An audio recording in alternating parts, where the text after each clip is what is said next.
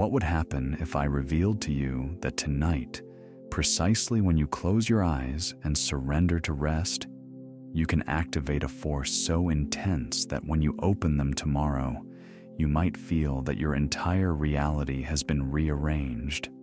It may sound implausible, even a bit far-fetched, but stay with me until the end, because what you are about to discover has remained hidden for millennia and has the capacity to transform not only the night that is approaching, but the entire course of your life. Now let me ask you a question. Have you ever taken a moment to calmly contemplate what really happens during those hours in which apparently you do nothing? We spend almost a third of our existence sleeping, and for most people that time is nothing more than a necessary pause to recharge energy. But what if that span of apparent stillness were in truth the most sophisticated laboratory of transformation that exists in the entire universe? Modern science is only just beginning to confirm what ancient cultures had already intuited for thousands of years. The sages of Egypt did not orient their temples toward the stars on a whim. The mystic of Tibet did not create their night rituals without a profound purpose. The alchemists of Alexandria did not guard their most valuable teachings about states of consciousness between wakefulness and sleep merely out of tradition. All of them had reached the same fundamental truth. The night is not an empty space where consciousness switches off, but a sacred space in which human destiny is interwoven thread by thread in the deepest silence. Before we go any further, I invite you to leave a like on this video and tell us in the comments from which corner of the world you are listening to us today. It's always beautiful to see how people from such different places keep joining in. And if you haven't done so yet, remember to subscribe to the channel and activate the notification bell so you don't miss any of the upcoming content. Has something like this ever happened to you? You go to bed with a problem that seems to have no way out, and suddenly when you wake up, the answer appears clearly in your mind as if someone had arranged all the pieces of the puzzle while you slept. Or perhaps you have experienced that singular phenomenon in which you dream of a very specific situation, and days later, that same scene shows up in your daily life with a precision that defies all logic. That is not chance nor a simple trick of your imagination. It is tangible evidence that something extraordinary is moving in the deepest layers of your being precisely when your conscious mind steps aside and allows other forces to begin to act. For many centuries, this understanding was transmitted only within small groups of initiates, guarded with great zeal, because those who knew its power understood that they were dealing with the most fundamental forces of creation. But today, right now, you are about to come close to that same wisdom that changed the lives of countless people throughout history.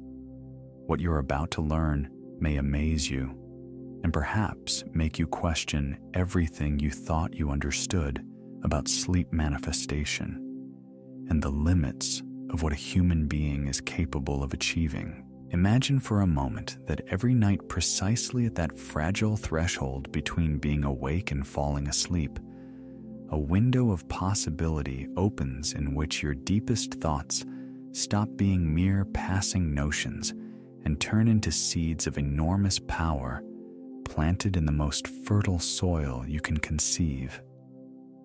A space where doubt does not enter, where resistance dissolves, and where the inner critical voice falls completely silent. In that sacred moment, everything you whisper to your drowsy consciousness has real power to reorder the deepest circuits of your reality.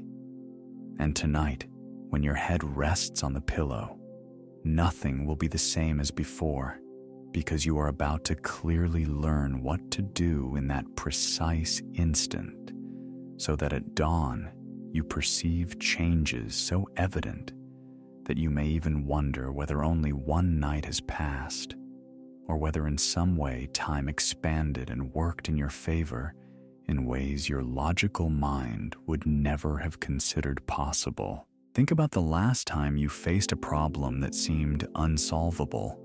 Perhaps it was a difficult situation at work, an important decision you had to make, or simply that mental block that arises when the pieces of your life don't fit together in any way. You spent hours going over it, analyzing every detail, and yet the solution remained hidden, elusive, almost as if it were mocking your attempts. Then, exhausted from so much thinking, you went to sleep, and upon waking, the answer was there, clear, obvious, radiant, as if it had been waiting for you to stop chasing it with such anxiety, so it could finally show itself completely. This phenomenon is not a simple matter of luck, nor a random reorganization of your neurons while you sleep. It is the precise manifestation of a much deeper and more conscious process that unfolds in silence within you. Every time you cross that enigmatic threshold between wakefulness and sleep, your sleeping mind is not a diminished version of your waking mind. It is not a paused state in which everything remains frozen until you open your eyes again.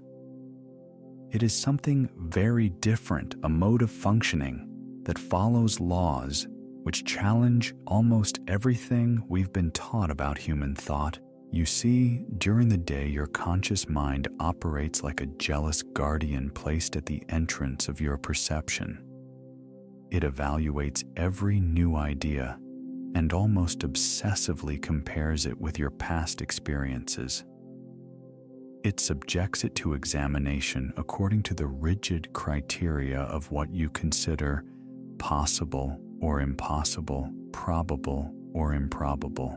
That guardian acts with a noble intention. It aims to protect you from impulsive decisions, baseless beliefs, and paths that might lead you to dangerous places.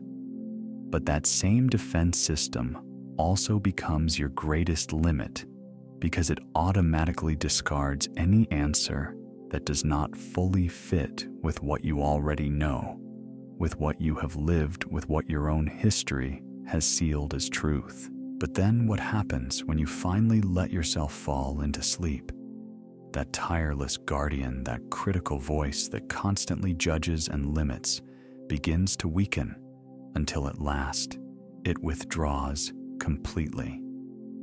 And precisely there, something extraordinary appears. The door that remained tightly closed all day opens wide. It does not open just a crack. It opens fully onto a field of infinite possibilities where the usual rules of logical thought stop functioning in the same way. This is the territory in which your mind can explore connections that during the day it would instantly discard for seeming absurd or meaningless. It is the space where seemingly unrelated ideas meet and give rise to completely new solutions. It is the laboratory in which your consciousness can freely test scenarios that your daytime ego would never allow itself to imagine, because it would consider them too risky, too different, too far from what is familiar. And here, the hidden truth is revealed that completely changes the rules of the game. Your sleeping mind is not only more open and receptive than your waking mind, but in terms of processing, it is much more powerful. While you sleep, your brain can explore thousands of possible combinations. It has access to memories and knowledge stored in layers so deep that your everyday consciousness doesn't even suspect they exist. It is capable of reorganizing information in such a way that entirely new patterns of understanding emerge. All of this happens in a state of total fluidity, without the constant friction of doubt, without the paralyzing weight of the fear of being wrong, and without the constant need to justify every step that is taken. If you feel that this message has resonated inside you, I encourage you to subscribe to the channel right now. In the following videos, we will go even deeper into these teachings. We will be sharing techniques and secrets that the ancient masters reserved only for their most prepared disciples. Activate the notification bell to make sure you don't miss any of these revelations. For this reason, the answers that emerge after a night of rest are not merely the same ideas from the day rearranged in a different way. They are genuine revelations, totally new perspectives that arise from a level of processing to which your waking mind on its own simply does not have access. It is almost as if at night you are linking up with a broader version of yourself, a version that is not chained to the limitations you impose on yourself during the day, and that is capable of looking beyond the narrow horizons that your past experiences have drawn around what you consider possible. Now, I want to go even deeper into this topic because what truly distinguishes this wisdom from many current personal development proposals is that here we are not talking about abstract theories nor philosophically seductive ideas that are hard to put into practice. What unfolds before us is an authentic, visible mechanism that responds to very clear laws and that you can learn to use consciously to transform very specific aspects of your life. The difference between letting this process happen from time to time by pure chance and learning to activate it intentionally. Every night is like the distance between finding a diamond at random on the beach and knowing the exact point where you must dig to discover an entire mine of gems. The impact on your life when you stop being an occasional receiver of this phenomenon and become its conscious guide is truly transformative, because it means that every night becomes a golden opportunity to reprogram the deepest circuits of your thinking, to plant clear intentions in that immensely fertile ground where they can germinate without the resistance that almost always sabotages your most genuine attempts at change. Write in the comments, "My sleeping mind is ready." If you feel that something inside you recognizes this truth, that a silent part of your being softly nods at these words, then you have already taken the first step toward a completely new way of relating to your nights and to your own consciousness. The experiences that we have just explored together in truth only brush the outermost surface of a much deeper and more refined wisdom that has existed for millennia, but that was kept hidden behind symbols, rituals, and teachings reserved only for those few able to understand them. The ancient masters, those sages who devoted their lives entirely to exploring the most unfathomable zones of human consciousness, did not reduce all this to the simple notion of sleeping well or having pleasant dreams. They knew this art as the alchemy of sleep, and that term was not just a poetic metaphor, but an accurate description of what happens when you begin to relate intentionally with your own consciousness. In those sacred hours that unfold between dusk and dawn, alchemy, as you may already know, was the ancient art of transforming ordinary metals into gold. However, the true alchemists understood that this external quest was only the mirror of something far more valuable, the deep transformation of human consciousness from its densest and most limited state represented by lead to its highest and most luminous form, symbolized by pure gold. And they understood that the most powerful laboratory for carrying out that transmutation was not found in any material space, but in that altered state of consciousness we access every night when we surrender to sleep. Pause for a moment and look at it calmly. During the day, your mind is bombarded without pause by external stimuli, demands on your attention, commitments, and endless distractions that tear your focus in countless directions. It is like trying to carry out delicate work in a laboratory where people are constantly going in and out, alarms are ringing, and doors and windows are being opened, letting all kinds of interference seep in. In such an environment, any delicate experiment becomes practically impossible to carry out with precision and care.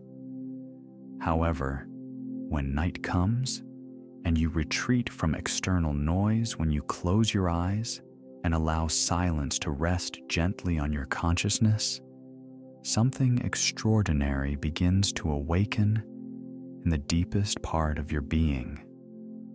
Your inner laboratory finally receives the perfect conditions of calm darkness and inwardness that allow the deepest transformations to occur. And it is precisely here where most people make one of the most costly mistakes of their existence.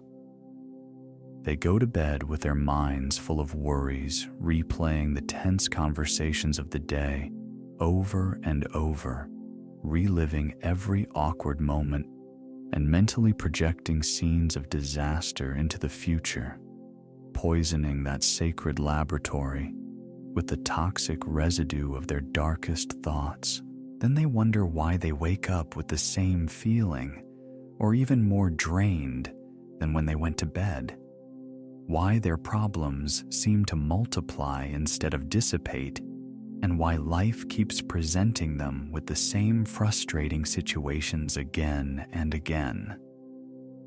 They fail to see that they are using the most powerful mechanism of transformation they possess, but using it in reverse, unknowingly programming more of exactly what they want to change. The ancient sages understood something that modern science is only just beginning to confirm.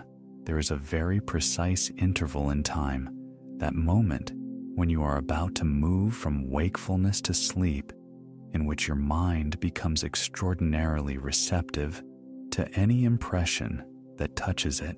In that intermediate state, your psychological defenses dissolve completely. Your inner critic has already gone quiet, and the seeds of intention you plant in that instant descend directly into the most fertile soil you can imagine, free from the usual layers of resistance that generally block your attempts at transformation. But this is not about repeating positive phrases, automatically hoping that something will happen as if by enchantment.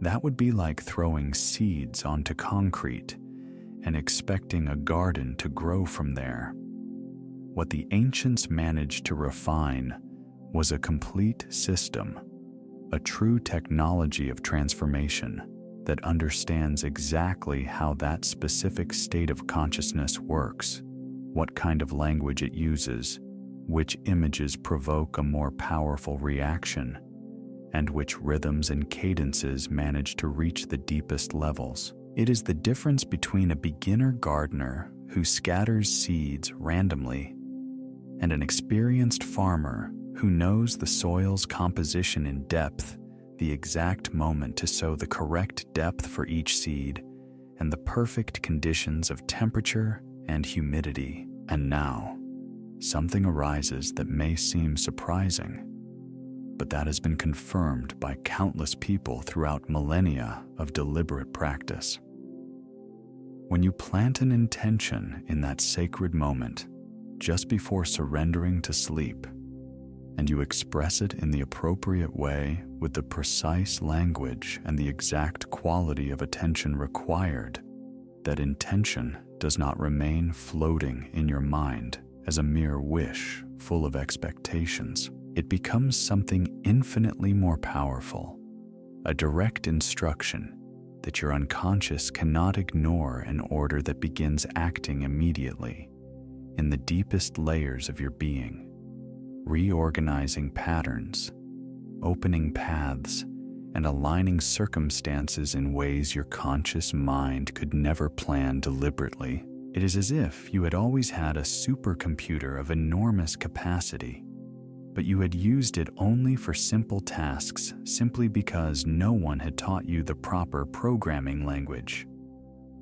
When you come to master that language and learn to dialogue effectively with that deep intelligence that operates behind your daily consciousness, the kinds of transformations you can manifest cease to be limited to what you believed possible and expand into territories you didn't even know existed for you. Let me ask you a direct question. How many nights have you let go by allowing your mind to wander aimlessly, or even worse, allowing it to sink into spirals of worry and gloomy thoughts? And if instead of those nights being wasted time, or even time that plays against you, each one became a conscious session of internal reprogramming in which you deliberately plant the exact seeds of what you want to see reflected in your reality? What would begin to change in your life? Write in the comments, "I am ready to plant," if you sense deep within that the time has come to start using this power that has always been available to you. Now, I want to offer you something that will make all of this feel much more tangible and close, because I understand that it is easy to hear people talk about transformation of consciousness and feel that it sounds inspiring in theory, but hard to apply in daily routine. For this reason, let me tell you a story that clearly illustrates how this knowledge works when someone finally chooses to put it into practice, even if they begin from a state of deep despair. A long time ago, in the bustling markets of ancient Damascus, where the aromas of exotic spices mingled with the murmur of thousands of voices, at once there lived a merchant named Mikel Rodriguez, whose life had reached a breaking point. Mikel belonged to a family that for generations had been highly respected in the world of silk trade. His surname was associated with prestige and prosperity, but when the business fell under his responsibility, everything began to unravel in ways he could neither understand nor control. Every decision he made seemed wrong. Every investment ended in loss. Every opportunity slipped through his fingers as if it were fine sand. On the day our story truly begins, Michael was sitting in his almost empty market stall, contemplating the few remaining rolls of silk he had left. Those fabrics that had once been the pride of his lineage now looked dull, abandoned, and forgotten. Around him, he observed other merchants flourishing. Their stalls overflowed with customers.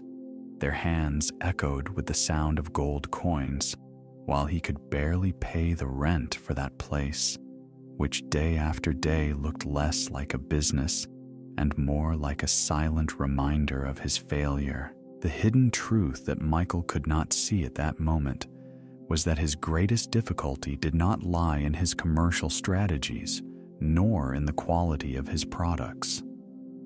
The root of the problem lay in the invisible thought patterns that followed him every night when it was time to close his eyes. One particularly dark night, when desperation had reached its highest point, and Michael was seriously considering giving everything up, he went up to the rooftop of his humble home, taking with him the last roll of fine silk he still had.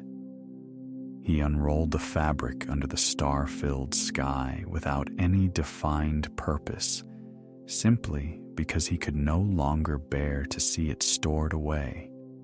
as yet another reminder of all he had lost. And as he remained there, seated mindlessly running his fingers over the softness of the silk, an elderly figure appeared at the top of the stairs. It was a woman unknown to him, dressed in simple clothes, but with a gaze in which the wisdom of many centuries seemed to have condensed. What happened from that moment on would not only transform Michael's life, but also our understanding of how the mechanisms of interchange we are exploring truly work. The old woman approached the silk and ran her fingers over the fabric with an almost sacred reverence. Then she raised her eyes and looked at Michael with such intensity that he felt as if she could read one by one all the thoughts that tormented him. Her words were clear and profound. This silk weeps because it remembers when it was spoken to with power. Your ancestors knew the secret you have forgotten. Michael, confused and somewhat irritated by those enigmatic words, was about to ask her to leave when she continued. Everything that exists in this universe responds to two words, as long as they are spoken at the precise moment in those sacred hours when the veil between worlds becomes thin. Those two words are I am. But it is not the words by themselves that contain the power. It is the truth with which they are whispered. It is the exact moment in which they are planted in consciousness. It is the total openness of that state that unfolds between wakefulness and sleep. The old woman confided something to him that his ancestors knew very well, but which had been lost over the generations. They did not only trade in silk, they also lived with it. They rested wrapped in those fabrics, and each night, just before surrendering to sleep, they entrusted those delicate fibers with those very words turned into living declarations. I am prosperity. I am abundance. I am success. They chose that exact moment when consciousness begins to slide gently towards sleep, when the mind's defenses relax and thought can penetrate unopposed to the deepest levels of the being. Then, in the invisible, something extraordinary began to set in motion behind the curtain of reality. Those fibers seemed to absorb that vibration, that intention that expressed truth, and they started to attract with precision the circumstances that tuned in to that frequency. Subscribe to the channel right now if you feel that your heart is ready to continue traveling this path of transformation. What we have contemplated so far is only the entrance door. It is necessary that you stay in order to receive the deeper revelations that are coming. Michael, true to his pragmatic nature, thought all of this sounded completely absurd. However, the old woman did not try to convince him with more arguments. She simply said to him, "The impact of this knowledge is not measured by what you believe, but by what you are willing to experience. Tonight when you go to bed, place your hand on this silk, and at the very instant you notice that you are about to fall asleep, whisper with absolute conviction, 'I am abundance.' Do it for only 7 nights. If you don't observe any changes, you may continue with your despair. But if something shifts, then you will know that you have recovered what your ancestors always knew." And from that moment on, Michael's path becomes truly fascinating, because he decided to take that step, which seems simple, but in reality changes everything. He chose to try that first night, feeling extremely ridiculous. He placed his hand on the silk, and when he recognized that precise moment in which his consciousness was sliding towards sleep, he whispered, with all the conviction he could muster, "I am abundance." Then something happened that went beyond any logical explanation. The fabric beneath his hand seemed to warm slightly, as if responding to an invisible frequency, awakened by his own words. Write in the comments, "I am abundance," if you sense that your time has come to walk this same path of transformation that completely changed Michael's destiny. What Michael experienced in the following nights cannot be fully understood from ordinary logic. Even so, the results were so tangible and evident that they left almost no room for doubt. Every night, in that sacred moment when he felt he was about to cross the threshold of sleep, he once again placed his hand on the silk and repeated with a faith that was steadily increasing those same words, "I am abundance." And night after night, the feeling of warmth under his palm grew more intense, as if the fabric were truly vibrating with a frequency that had been asleep and was now slowly awakening. During the first 3 days, nothing seemed to change in his external reality. His stall remained empty, his pockets just as empty, and financial worry continued to be his constant companion. Michael was even on the verge of abandoning the experiment because his logical mind kept telling him that all this was an absolute waste of time and that whispering to a piece of fabric could never change his material situation. However, something within him, something acting beyond reason, gently pushed him to continue to complete the 7 nights the old woman had set for him. Thus, on the 4th night, something extraordinary happened.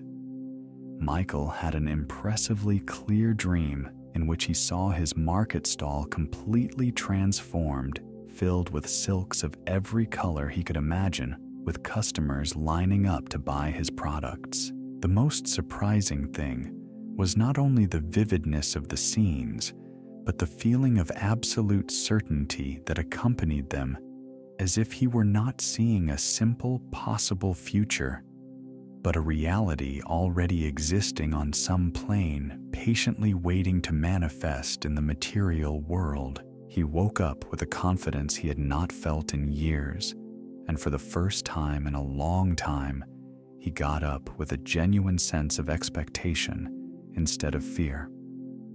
On the 5th day, the first signs of change began to appear in his outer reality. A customer who for years had walked past his stall without even looking at it suddenly stopped and asked about his silks. It was not a big transaction, just a small roll.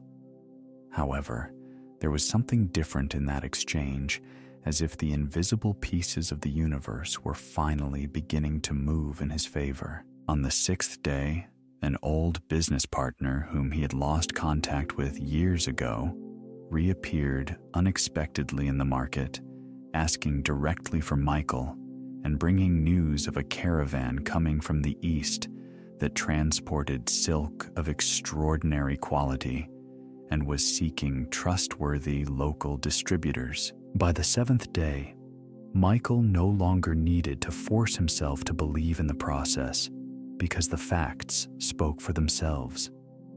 And above all, something fundamental had changed behind the curtain of his own mind.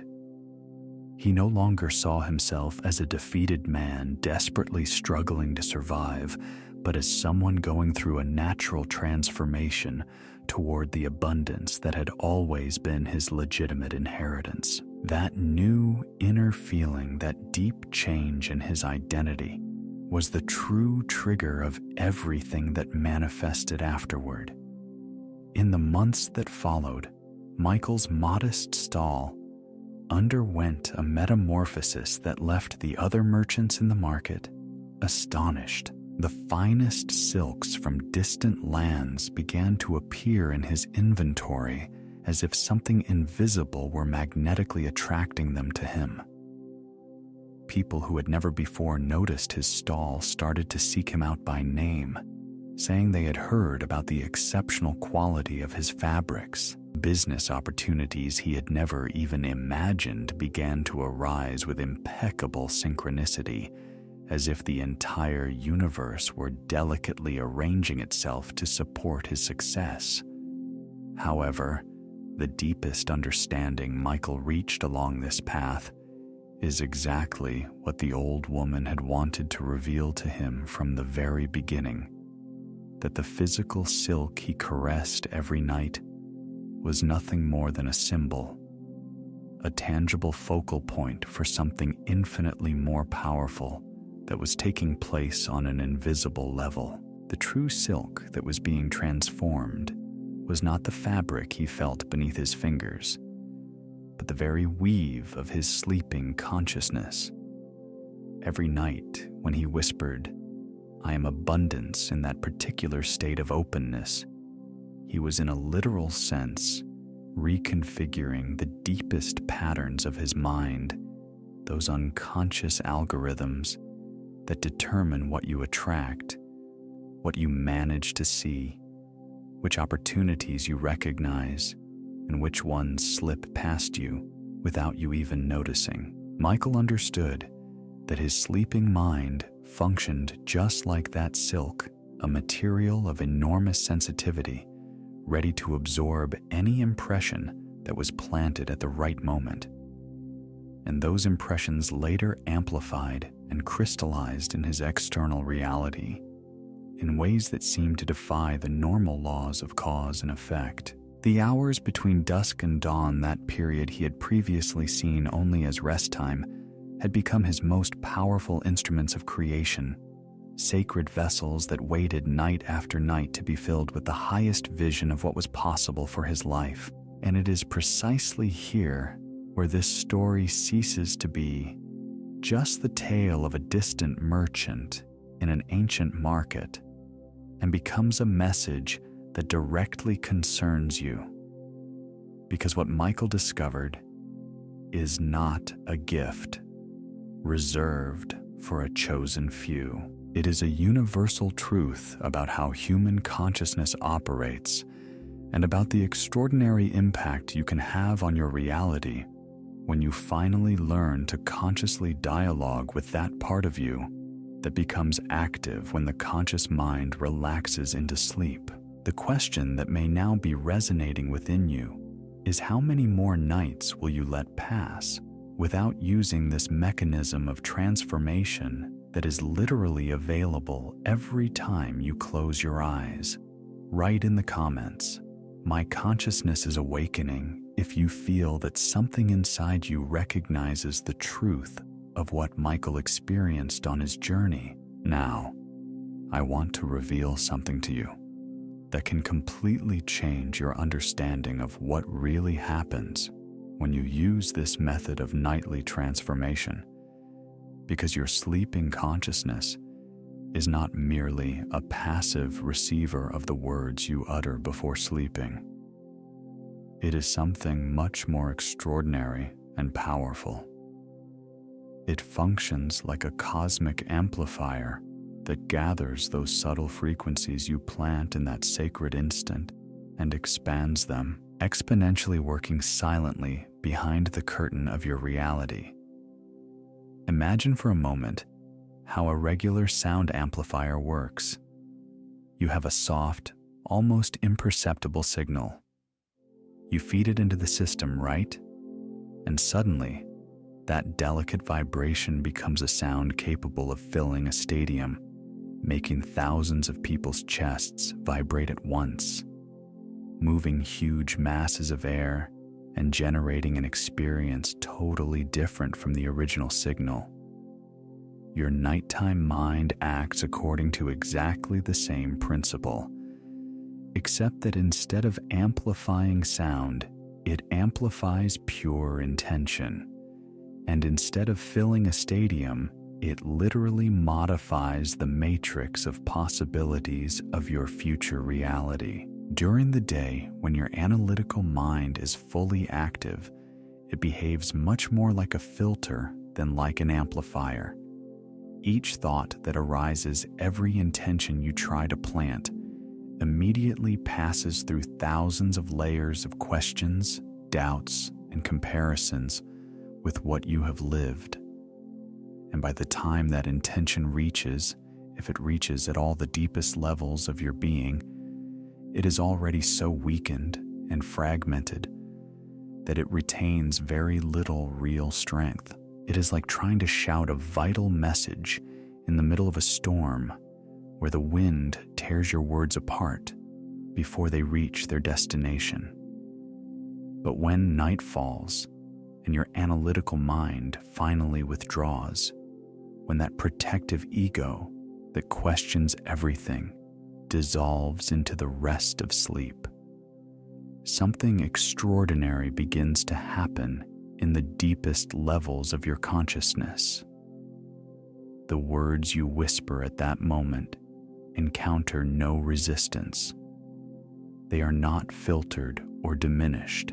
They are not measured against your archive of apparent failures, nor subjected to the strict rules of what your limited experience believes is possible. They descend directly into the most fertile ground that exists, and there in that deep silence where your true power rests, they begin to vibrate, expand, and become frequencies that truly reprogram the essential patterns that determine which experiences you attract into your life. The secret truth the ancient masters knew is this: not all hours of the night have the same amplifying power. There is a very specific band of time, that liminal instant in which you are exactly on the threshold between being awake and falling asleep, in which your consciousness reaches its maximum receptivity. It is at that precise moment when the words you plant produce the deepest impact, when amplification reaches its peak, and when a single affirmation, whispered with true conviction, can contain more transformative power than 1,000 affirmations repeated during the day, while doubt persists in your heart. And this is precisely where the practice that transformed Michael's life comes into play. The same practice that has changed the existence of countless people who dared to try it, the practice of the 7 nights. The ancient masters, after centuries of careful observation and experimentation, discovered that 7 consecutive nights of intentional programming in that special state of consciousness were enough to trigger a true turning point, a profound change in the direction of your life. Not 7 weeks, nor 7 months, but only 7 nights in which you surrender yourself completely to this process of reprogramming. And what determines whether this practice becomes something truly extraordinary or remains just another self-help exercise with no real effects is the precision of your focus. Most people stumble into the mistake of trying to change everything at once. They want more money, better relationships, more health, greater creativity, and a clearer purpose, all simultaneously and immediately. The result of that posture is that the intention gets scattered in so many directions that it never reaches the strength needed to generate a real impact in any of them. The ancient masters understood something that quantum physics is just beginning to support. Today, energy focused on a single point can pass through barriers that scattered energy could never cross. It is like the difference between sunlight, which is warm and comforting, but does not cut anything, and a laser beam that takes that same light, concentrates it intensely on a single point, and suddenly is capable of cutting even the toughest material. Your nighttime intention works in exactly the same way. Therefore, this practice invites you to make an essential decision before you begin. Choose a specific area of your life that you truly long to transform. It is not about the entire list of things you would like to change, but that particular sphere where you sense the greatest distance between where you are and where you know deep down that you could be. Perhaps it concerns your relationship with material abundance, as happened with Michael. Maybe it is your physical body which has been asking for attention for years. It might also be that specific relationship that seems to be trapped in the same cycles over and over again. Or perhaps it is that creative project that is still waiting for you to gather the courage and clarity you need to finally bring it into the world. Once you have made that decision, the method acquires an elegant simplicity in its application, even though its effects are immensely profound. Every night for 7 consecutive nights, just at the moment you notice your consciousness starting to glide into sleep, you focus all your attention on that specific area and whisper your personal affirmation, beginning with those 2 words that contain within themselves: all creative power, I am. Write in the comments, I chose my focus, if you have already identified which specific area of your life you are going to direct all the force of this nighttime practice toward. Now, I want to accompany you step by step through the exact process of how to apply this in your daily life, because I understand that it is one thing to understand ideas in theory and quite another to have clarity about what to do exactly when you are lying in your bed tonight. And here, a detail arises that may surprise you. The strength of this ritual lies precisely in its simplicity. It does not require complex visualizations, nor special postures, nor mantras in ancient languages you have to learn. The beauty of this practice rests in its total naturalness, in the way it blends perfectly with something your body and mind already do instinctively. When bedtime arrives tonight, the first thing will be to create the conditions for deep calm. I am not speaking of exaggerated preparation or complicated rituals, but of allowing your body to find that posture in which spontaneously it feels protected and ready to rest. It might be on your back, looking at the ceiling on your side, hugging your pillow, or in any position in which your body seems to say to you, yes, here, I can let go of the day completely. The hidden truth is that your body already knows perfectly how to enter this state of maximum receptivity because it has done so thousands of times. The difference is that now you will do it with conscious intention instead of letting it happen automatically. When you are comfortable, the next step comes, which at first may seem challenging, but with each passing night becomes easier and more natural, letting all of the day's worries dissipate like smoke. It is not about fighting your thoughts or forcing yourself to leave your mind totally blank, because that only generates more tension and resistance. Rather, it is like observing how each worry, each to-do list, each conversation you replay inside gradually loses weight and dissolves on its own as you stop clinging to it. It is like letting go one by one of the objects you have been carrying all day, noticing how your shoulders feel lighter with each thing you choose to set down. And it is precisely here where the true magic of the process begins. As you notice your consciousness naturally beginning to slide into that liminal space between wakefulness and sleep, that instant we have all passed through, but almost never observe consciously, right there, exactly. There is when you whisper your declaration. You do not shout it in your mind. You do not repeat it automatically as if you were a robot. You pronounce it in a murmur with the same tenderness with which you would speak to a deeply loved being who is about to fall asleep. And the words are simple, clear always expressed in the present tense. I am followed by your specific phrase related to that area of your life you chose to transform. If you chose abundance, you whisper, I am abundance. If you chose health, you say, I am radiant health.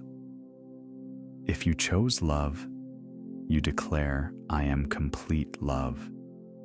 The secret does not lie in finding the perfect words or constructing the most elaborate phrase, but in the quality of truth with which you pronounce it in that precise instant. It is as if you are naming something that is already real at a deeper level of reality, something that is only waiting for the moment to be expressed in your physical experience. It is not a hope nor a mere longing. It is the affirmation of something that already exists in the infinite field of possibilities and that you are now lovingly inviting to manifest in your life. The truly extraordinary thing about this process is that it does not require heroic feats nor iron willpower. In fact, any sense of tense effort or internal struggle indicates that you have strayed from the natural course. The transformative power happens precisely because you are not trying to force anything. It is not about straining to convince your skeptical mind or battling with your inner barriers. In that exact instant, just before surrendering to sleep, those resistances simply dissolve. Your inner critic has already closed its eyes. Your protective ego has stopped its watch, and what remains active is that infinitely receptive part of you that welcomes everything you plant in it without objections or analysis. You are cooperating with the natural rhythm of transformation that has always been present in your life. Only now you are doing it consciously instead of leaving it to chance. It is like the difference between letting the wind scatter seeds across your garden at random and taking those seeds yourself, carefully choosing where you want to plant them, and trusting that nature will do what it knows how to do best. It will turn those seeds into flowers, into fruits, into trees that give shade and nourishment.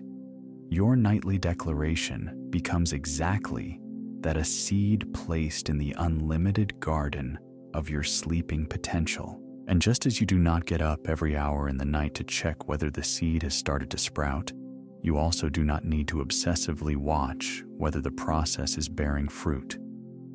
The seed knows exactly what to do when it is in the right soil under favorable conditions.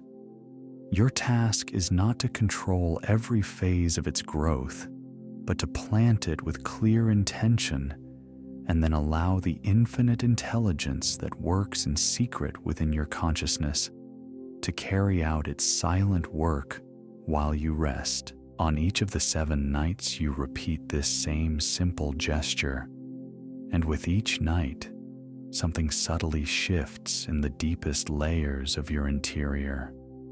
You cannot always pinpoint exactly what has moved, but you start to notice that everything flows more easily, that opportunities appear in unexpected ways, that your idea of what is possible slowly expands to include realities you had previously not even considered within your reach. The change does not always arrive as a dazzling flash that rearranges your life overnight, though sometimes it can happen that way. More often, it reveals itself as a quiet yet unstoppable tide in which day after day you find yourself a little closer to the shore you chose to reach. Write in the comments, seed planted, if you feel within that the time has come to begin this 7-night journey starting today. Now I want to reveal something that happens behind the curtain of your consciousness during those 7 nights. Something that makes this process extraordinarily powerful, and that has to do with a capacity of your unconscious mind that very few people truly come to understand. You see, while you sleep, your brain does not merely rest passively, as if it were a device switched off. It is processing information at such a speed that it makes your conscious mind seem surprisingly slow by comparison. We are talking about a speed thousands of times higher, operating at levels of complexity that your waking mind would not even dare to try to handle. Over those 7 continuous nights of conscious programming, something deeply fascinating begins to unfold in those deep levels of processing. Your unconscious mind, after receiving that clear declaration at the moment of maximum openness, begins to reorganize almost literally every aspect of your experience in order to align it with the truth you have been affirming. It is as if you had an invisible army of allies that, while you sleep, rearrange the furniture of your reality, move pieces around, weave new connections, and dissolve obstacles whose existence you did not even suspect. It is as if you had an invisible army of allies that, while you sleep, rearrange the furniture of your reality, move pieces, weave new connections, and dissolve obstacles whose existence you did not even suspect. This reconfiguration does not happen only in your mind, but also in the way you perceive the world and the decisions you make without explicitly analyzing them, in the opportunities that suddenly you see clearly when before they slipped past you without you being able to notice them. Your entire nervous system begins to tune itself to a different frequency, and as a result, you start to vibrate in harmony with situations, people, and possibilities that are in that same tone. It is not that the external environment changes by magic, but that you transform yourself in such an essential way that what used to be invisible now becomes evident. What once seemed unattainable now appears before you as the next logical and natural step. And so that you can grasp how ancient and deeply understood this process is, let me tell you a story that comes from the mystery temples of civilizations that flourished long before there were scientific words to describe what was done there. There was a woman named Jessica Martinez who served as a guardian in one of those temples, a place where knowledge was kept that went far beyond what ordinary religion offered to the people. Her main function consisted of looking after the outer areas of the temple, making sure the candles remained lit and that visitors found what they were looking for in the chambers to which they were allowed access. However, Jessica, like many souls who stand on the threshold of something extraordinary, had always sensed that there was something more, that the true secrets were not in the areas where she was allowed to move, but in a deeper, more hidden, more carefully protected space. For years, she had heard discreet murmurs among the initiates about the Forbidden Chamber of Whispers, a room where, according to what was said, practices were carried out that could transform human consciousness in ways that exceeded all common understanding. One night, as she was making her usual rounds through the marble corridors lit by torches that cast dancing shadows on the ancient walls, Jessica perceived a sound she had never heard before. It was a chant that seemed to arise from the very depths of the temple, a vibration so unique that it was impossible for her to tell whether it came from human voices or from some unknown instrument. That melody drew her in a way that went beyond simple curiosity. It was as if every cell in her body recognized that frequency and whispered to her that she must follow it regardless of the rules she might be breaking. Guided by that almost supernatural chant through corridors she had never walked and down stairways that seemed to penetrate into the bowels of the earth, Jessica finally reached a great door from which a faint glow emanated around its edges. Through a small crack in the aged stone, she was able to see what was happening inside, and what she saw would forever change her understanding of the true meaning of those nighttime hours we all go through, but which so few of us use consciously. Inside the chamber, there were 12 priests arranged in a perfect circle, but they were not performing any complicated ritual, nor reciting formulas in ancient languages. They simply remained seated in very deep stillness, and what they were doing looked in a surprisingly similar way, like what I have been describing to you. They were murmuring declarations in that liminal state between wakefulness and a deeper level, but they did it with such precision and with such a clear understanding of the hidden mechanisms that one could sense centuries of refinement in that practice. What Jessica witnessed that night, what the priests were practicing with such devotion in that sacred place, was in essence the same process you can carry out tonight in the privacy of your own room. The difference did not lie in any special power they possessed, nor in magical words reserved only for them. It lay in their profound understanding of the precise mechanisms by which nighttime consciousness can be used as the most powerful tool of transformation that exists.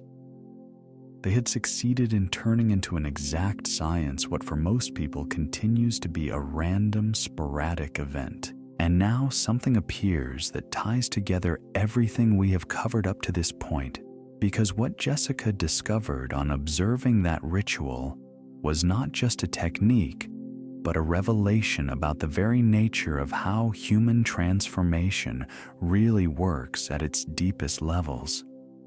The priests were not asking anything of external forces, nor waiting for a divine intervention. They were working directly with the gears of their own consciousness, taking advantage of that perfect moment of receptivity to plant the seeds of what they wish to see manifested in their everyday experience. Write in the comments, I discovered the secret chamber, if you feel that you have just glimpsed something that was always there, but that you had never seen so clearly. What Jessica observed from her hiding place behind that ancestral door was something her mind at first did not fully manage to assimilate. The priests did not speak in the everyday language she used, and yet in a way that is hard to describe, her deepest self understood with absolute clarity every word that they let out. It was as if two channels of communication were operating at once. One that her conscious mind tried unsuccessfully to decipher, and another that her sleeping soul recognized with a familiarity that surpassed any intellectual learning. And here arises a veiled truth that can completely change your understanding of how you need to communicate with that part of you that awakens when your conscious mind surrenders to sleep. Your waking mind expresses itself in the language of thoughts of words with defined meanings of linear logic that moves from A to B and then to C in a predictable way.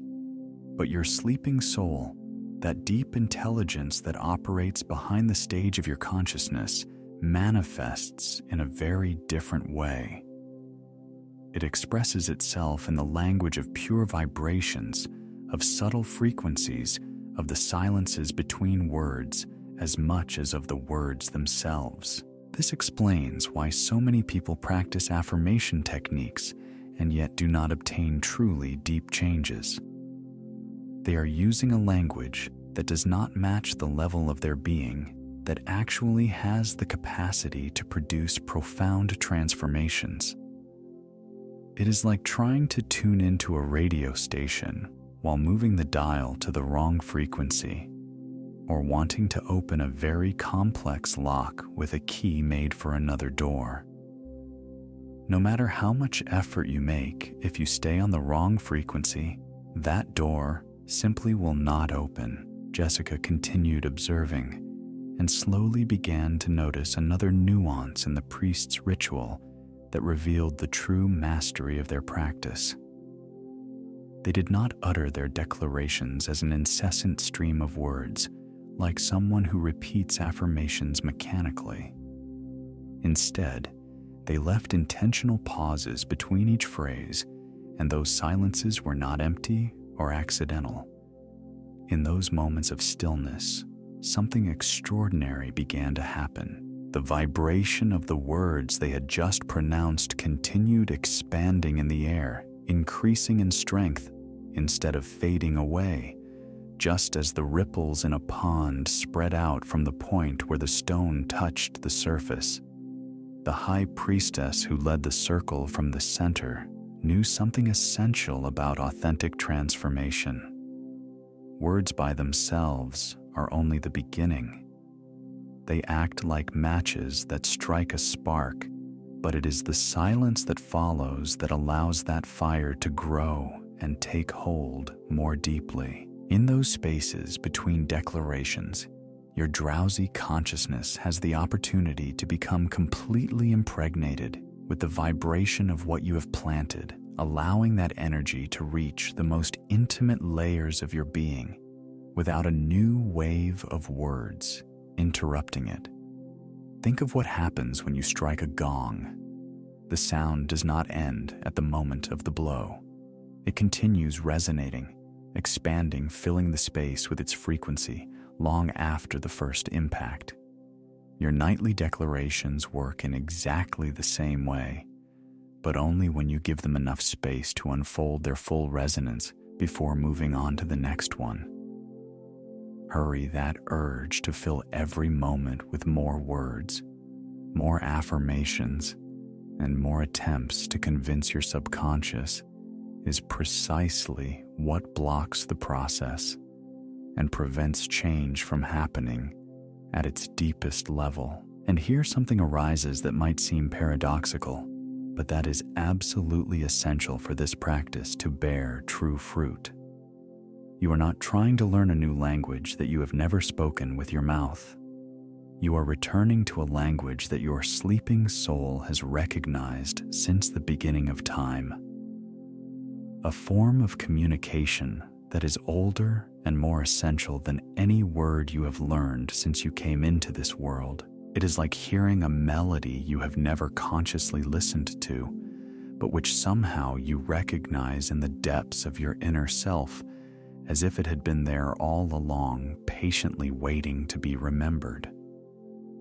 The high priestess finally became aware of Jessica's presence, but instead of being upset by the intrusion, she responded with a smile of understanding that only blossoms in those who have walked the same path of inner searching. With a gentle gesture, she indicated for Jessica to come closer, and in that instant, Jessica understood that arriving at that chamber had not been an accident, but one more step in her own journey of transformation, an invitation from the universe to reveal what she was already ready to receive. What the priestess shared with her in the hours that followed was not a set of complicated methods nor elaborate rituals that required years of training. It was something much simpler and at the same time infinitely more powerful. She taught her to distinguish between speaking only with words and truly communicating with her whole being. She showed her that each declaration must arise not just from the mouth or the mind, but from that deep place in the center of the chest where your most authentic truth rests. That place the ancients knew as the throne of the soul, and here lies the practical consequence of this understanding for you tonight. When you whisper your declaration in that delicate threshold that precedes sleep, do not rush to say the words and then hurry on to the next thing. Express your phrase in a low voice, then allow silence to surround it, hold it, and strengthen it. Feel how the vibration of those words continues moving through your body, even when your lips have already grown still. that is the moment when the true magic occurs, when the seed enters fully into the deepest soil, when your sleeping soul takes that vibration and begins to weave it into the tapestry of your future reality. Write in the comments, "I remember the language," if something within you recognizes this truth, if you sense that your soul already handles this kind of communication at a deeper frequency. Now, I want to show you an aspect that will raise your nightly practice to a totally new dimension, because there is an additional layer in this way of dialoguing with your sleeping consciousness that makes the difference between merely repeating empty words and creating genuine waves of transformation that spread throughout your reality.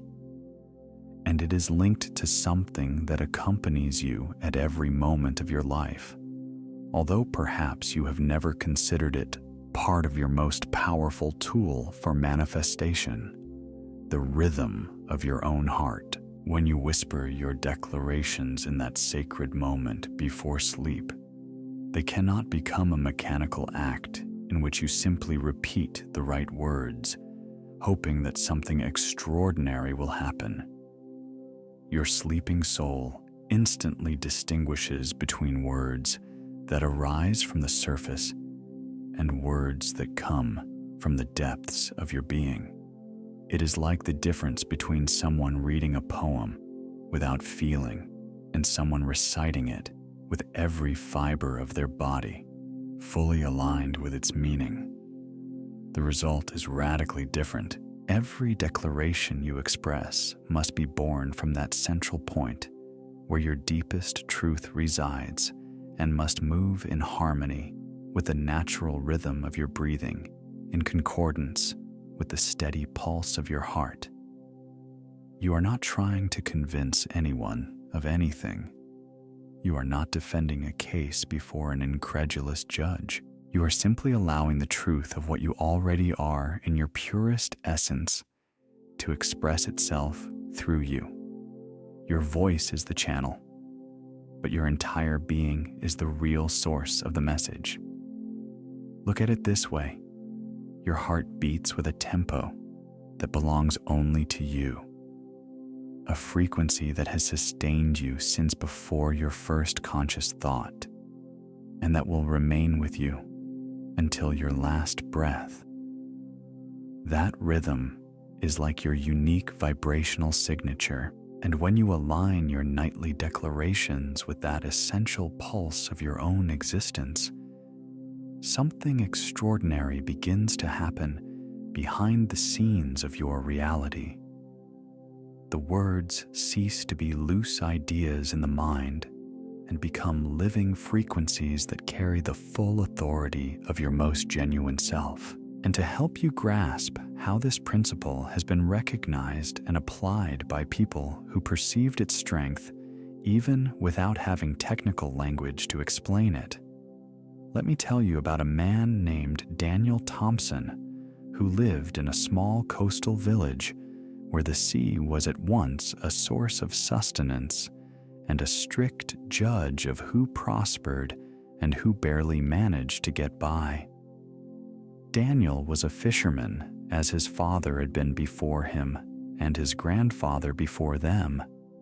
But there was something deeply different in the way he practiced his trade that set him apart from everyone else. While the other fishermen clung to their habits and went out during the day when the light made their work easier and offered apparent safety, Daniel had come to an understanding that his companions considered completely insane, that the greatest riches of the ocean do not appear in full daylight, but in those mysterious hours between midnight and dawn, when the border between worlds seems to grow thinner, and what is hidden during the day finally emerges. His colleagues openly mocked his strange customs. They called him the hunter of shadows, the nighttime lunatic, the one who talks to ghosts. They watched how he returned to port just as they were getting ready to set sail, how he docked his boat while others were already putting away their nets, and they assumed he had gone completely mad. However, there was one fact: they could not deny something that unsettled them and made them wonder what Daniel knew that they did not understand. His boat returned again and again, loaded to the brim with fish of astonishing quality, while theirs came back almost empty after long hours of effort under a blazing sun. The secret Daniel had discovered had nothing to do with more sophisticated fishing techniques, nor with a hidden map of the places where fish gathered. It was linked to something much more subtle and deep. He had learned to listen to the language the sea began to speak when the day faded. A language made of invisible currents and delicate rhythms that could only be perceived when the noise of the daytime world was completely silent. And even more importantly, he had learned to synchronize his own inner vibration with those nighttime frequencies of the ocean. Every night before heading out to sea, Daniel would sit in his boat, allowing the gentle rocking of the harbor waves to cradle him, and he would enter a state of deep stillness. He did not utter prayers begging for luck, nor perform superstitious rituals to win the favor of the sea gods.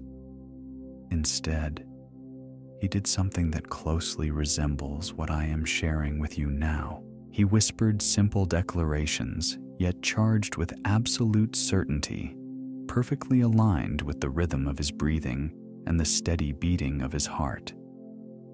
"I am abundance," he murmured as he felt the water's movement sway his boat. "I am perfect provision," he said softly, while the night air gently brushed his skin. And what Daniel came to understand, that which set him apart from all the fishermen clinging to old habits, was that the sea at night responded to that language of pure frequency in a way that simply could not happen in daylight, when countless noises demanded attention at the same time.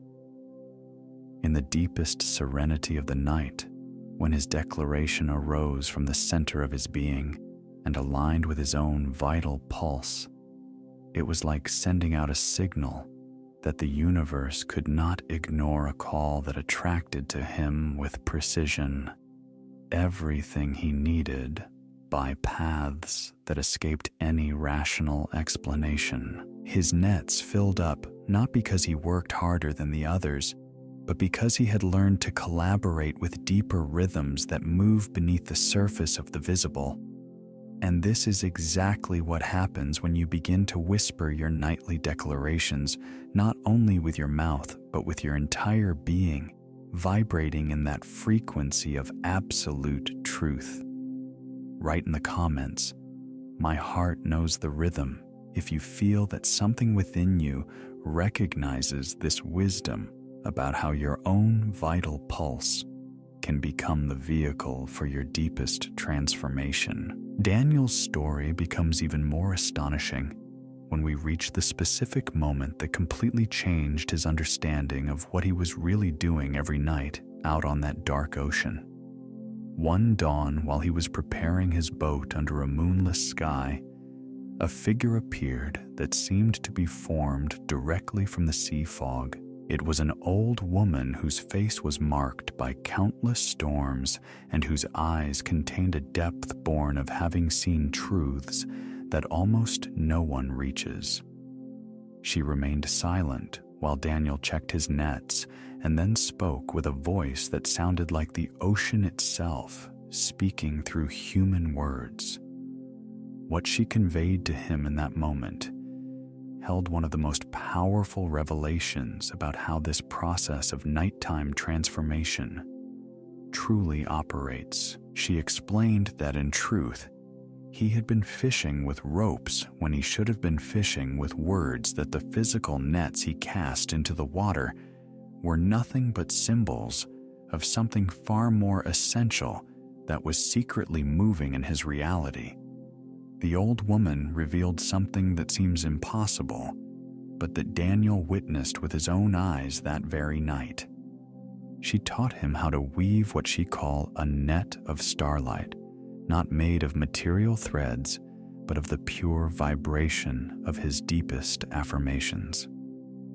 She called it a net of starlight, woven not with visible strands, but with the pure frequency of his most sincere declarations. And when Daniel cast that invisible net over the night sea, whispering with his whole being, "I am abundance," while feeling the words resonate from the center of his chest, something extraordinary happened, something that surpassed everything. He thought he understood about reality up to that point. The waters around him began to churn in an unusual way, as if responding to a call sent out on a frequency beyond the physical. And when he hauled in his material net moments later, it was so full of fish that he could hardly lift it. The most amazing thing was that each fish seemed to emit its own radiance, their scales reflecting starlight as if they were living jewels, rising from the most secret places of the ocean. It was not just the sheer quantity, but also the exceptional quality of what he had drawn in, as if his words, charged with certainty, had acted like a magnet for the purest forms of abundance the sea could give him, a magnet that summoned the most pristine expressions of abundance the ocean could offer. And here we find the link that makes all of this deeply meaningful for your own life, even if you have never set foot on a boat and have no intention of fishing anything in the physical world. You see, your consciousness functions in a very similar way to that nighttime ocean Daniel learned to navigate with such skill. It is immense, mysterious in its depths, and extraordinarily responsive to the right frequencies when you finally learn to speak to it in its own language. During the day, your conscious mind resembles the surface of that sea shaken by constant winds and opposing currents. Waves rise and fall without any clear order.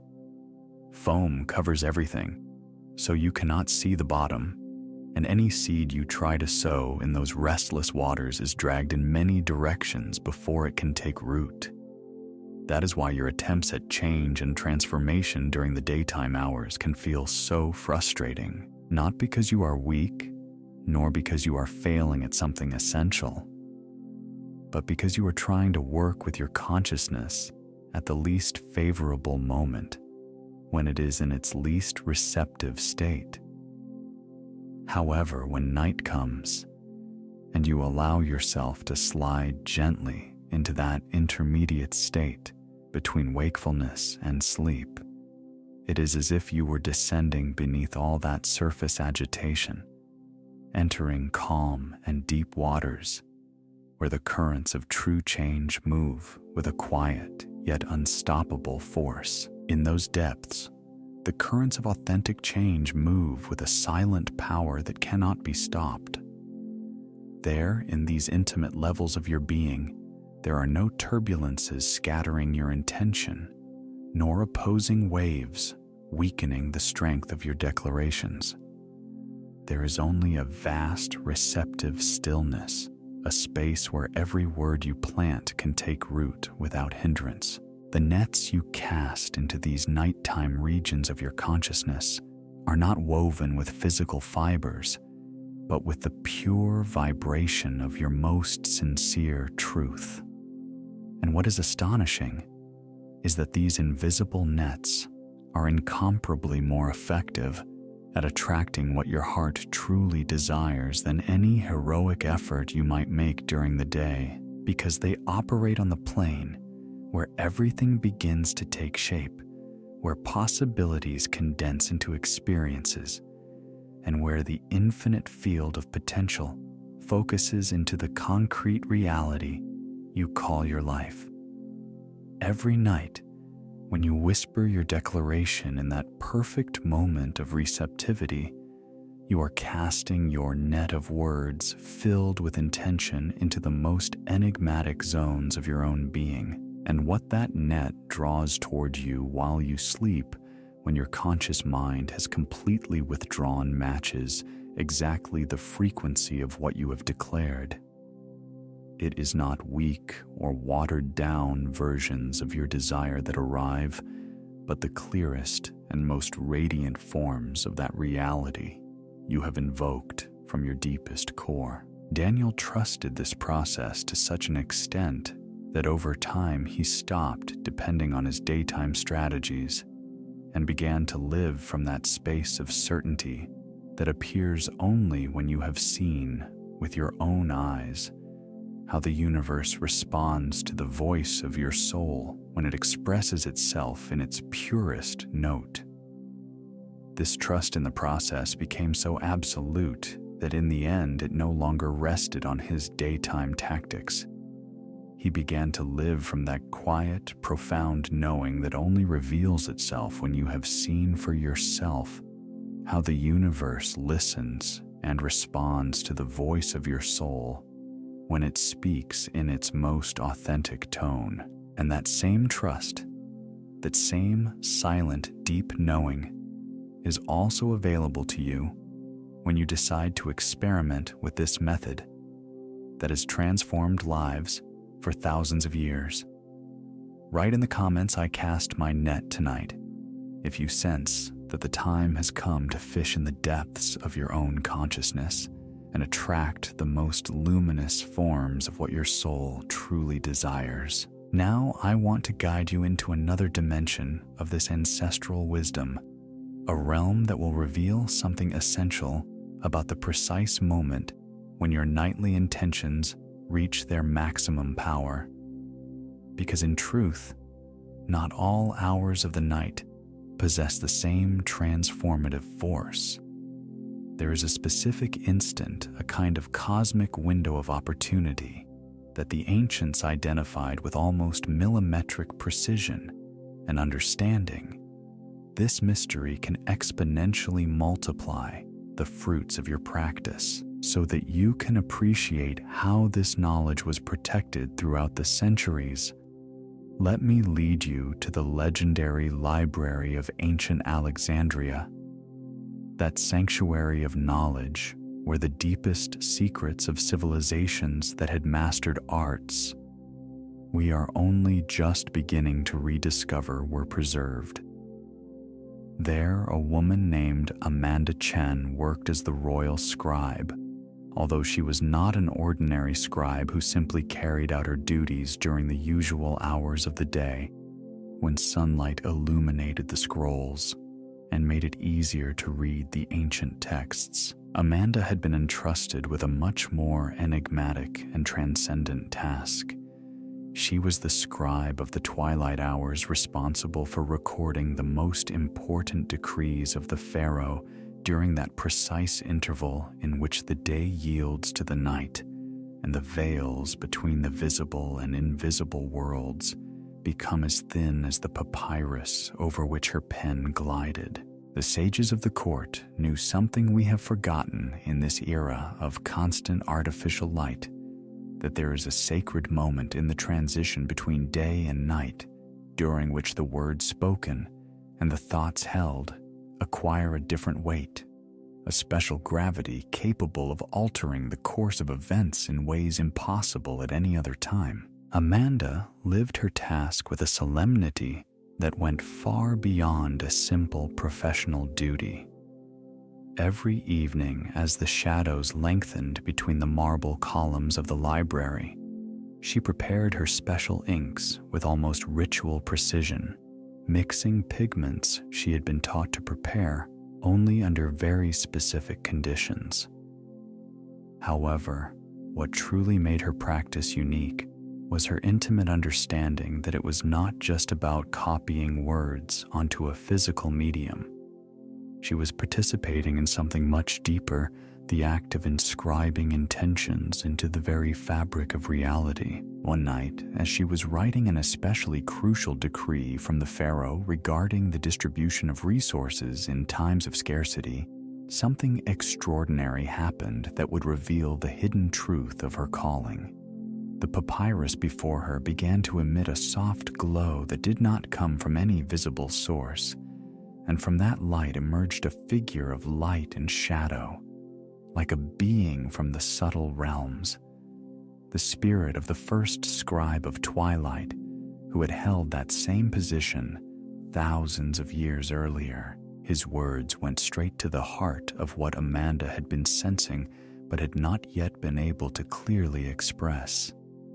He explained that in reality she was not writing only on papyrus but on the tablets of eternity, that each word she traced during that sacred twilight moment was not only left on the physical surface, but was simultaneously engraved into something far more enduring and powerful, the eternal record of consciousness. The Spirit revealed to her that the twilight hours, that liminal period when the world balances between light and darkness, are precisely when those cosmic tablets reach their maximum receptivity.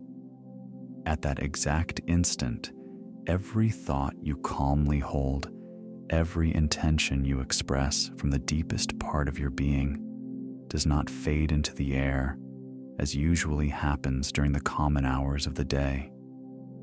Rather, it is recorded in an ink that nothing can erase in the register, that defines the experiences that will appear in your future. And here arises an understanding that can completely transform how you perceive the exact moment at which you must apply everything I have been sharing with you. It is not enough to practice at just any free moment before sleep, whenever you remember or whenever your routine allows. It is about recognizing and honoring that precise twilight of your own consciousness, that subtle point at which your waking mind begins to slide into sleep when inner boundaries soften and what you declare can cross dimensions that normally remain closed. Amanda learned to perceive that moment with a precision no clock could imitate. She identified it as a sensation in the body, a subtle change in the texture of her consciousness, as if an inner voice knew with certainty, now is the instant when my words possess their maximum power. And when she sat down to write within those perfect windows of opportunity, she saw how the decrees she recorded seemed to materialize in her reality with a speed and precision that defied all ordinary explanation. The Spirit revealed something else deeply connected to your own nighttime practice. Not only the words you leave written, but also the declarations you whisper during that twilight of consciousness are inscribed with the same power on those eternal tablets. Your sleeping mind keeps a permanent record of everything you plant in it, in that sacred instant of transition. It is not an ordinary memory that fades with the years or changes each time you recall it. It is more like a code engraved forever into the operating system of your existence. They are instructions your unconscious cannot ignore because they are formulated in the most basic and essential language it can understand. This explains why some people experience such profound changes with this practice, while others notice only mild shifts. The difference does not lie in the words they use, but in the fact that some have learned to identify and make use of that precise moment of the twilight of their consciousness, and others have not, at least not yet. It is that specific window in which the tablets are open and ready to receive new inscriptions that will definitively alter the trajectory of your destiny. Write in the comments, "I found my twilight," if something inside you recognizes the instant I'm talking about, that moment you have passed through countless times, but may never have consciously identified as the doorway to your greatest power of transformation. If so, it is a sign that you are already remembering something deep. What Amanda discovered that night with the spirit of the first scribe changes at its root. The way you relate to those moments of transition you live through every day.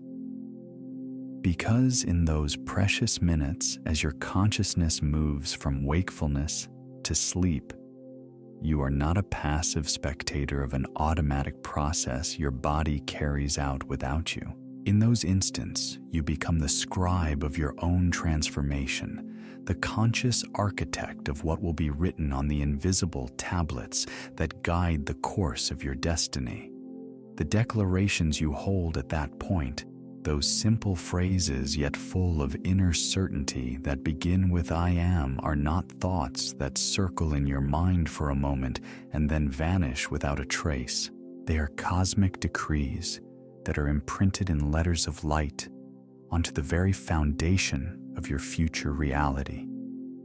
And the distance between understanding this only with your mind and truly feeling it in the deepest part of your heart is the distance between playing with flashy ideas and actively participating in the most powerful act of creation available to you as a human being. Now I want to show you another facet of this same truth through a story that will reveal something essential about why the nighttime moment is so decisive for authentic and lasting transformation to occur. In a remote valley known as the Valley of 1,000 Kilns, where the art of pottery had been perfected over generations until it went beyond mere craftsmanship, there lived a man named Brian Mitchell, whose clay pieces had qualities that defied any ordinary explanation. While the other potters of the valley always worked in daylight, following inherited traditions shaping clay under the sun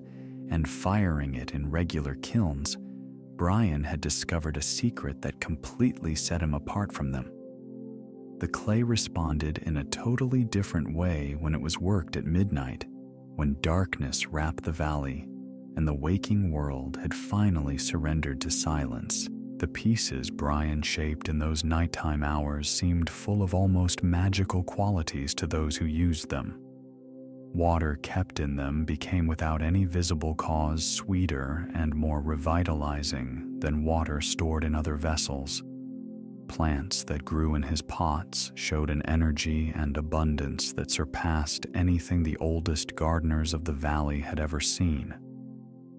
Medicines prepared in his bowls seemed to gain greater potency, speeding healing in ways the doctors did not understand, even though they could not deny what they were witnessing.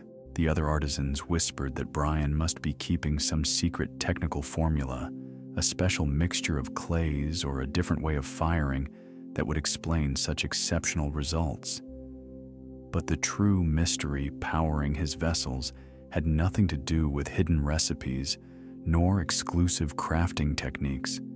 It was linked to something far subtler and deeper that operated in secret within his creative process. Brian had come to understand that by working the clay in those nighttime hours in that special state of consciousness that appears when the waking world is asleep, the clay seemed to come alive under his hands in a way that never happened during the day.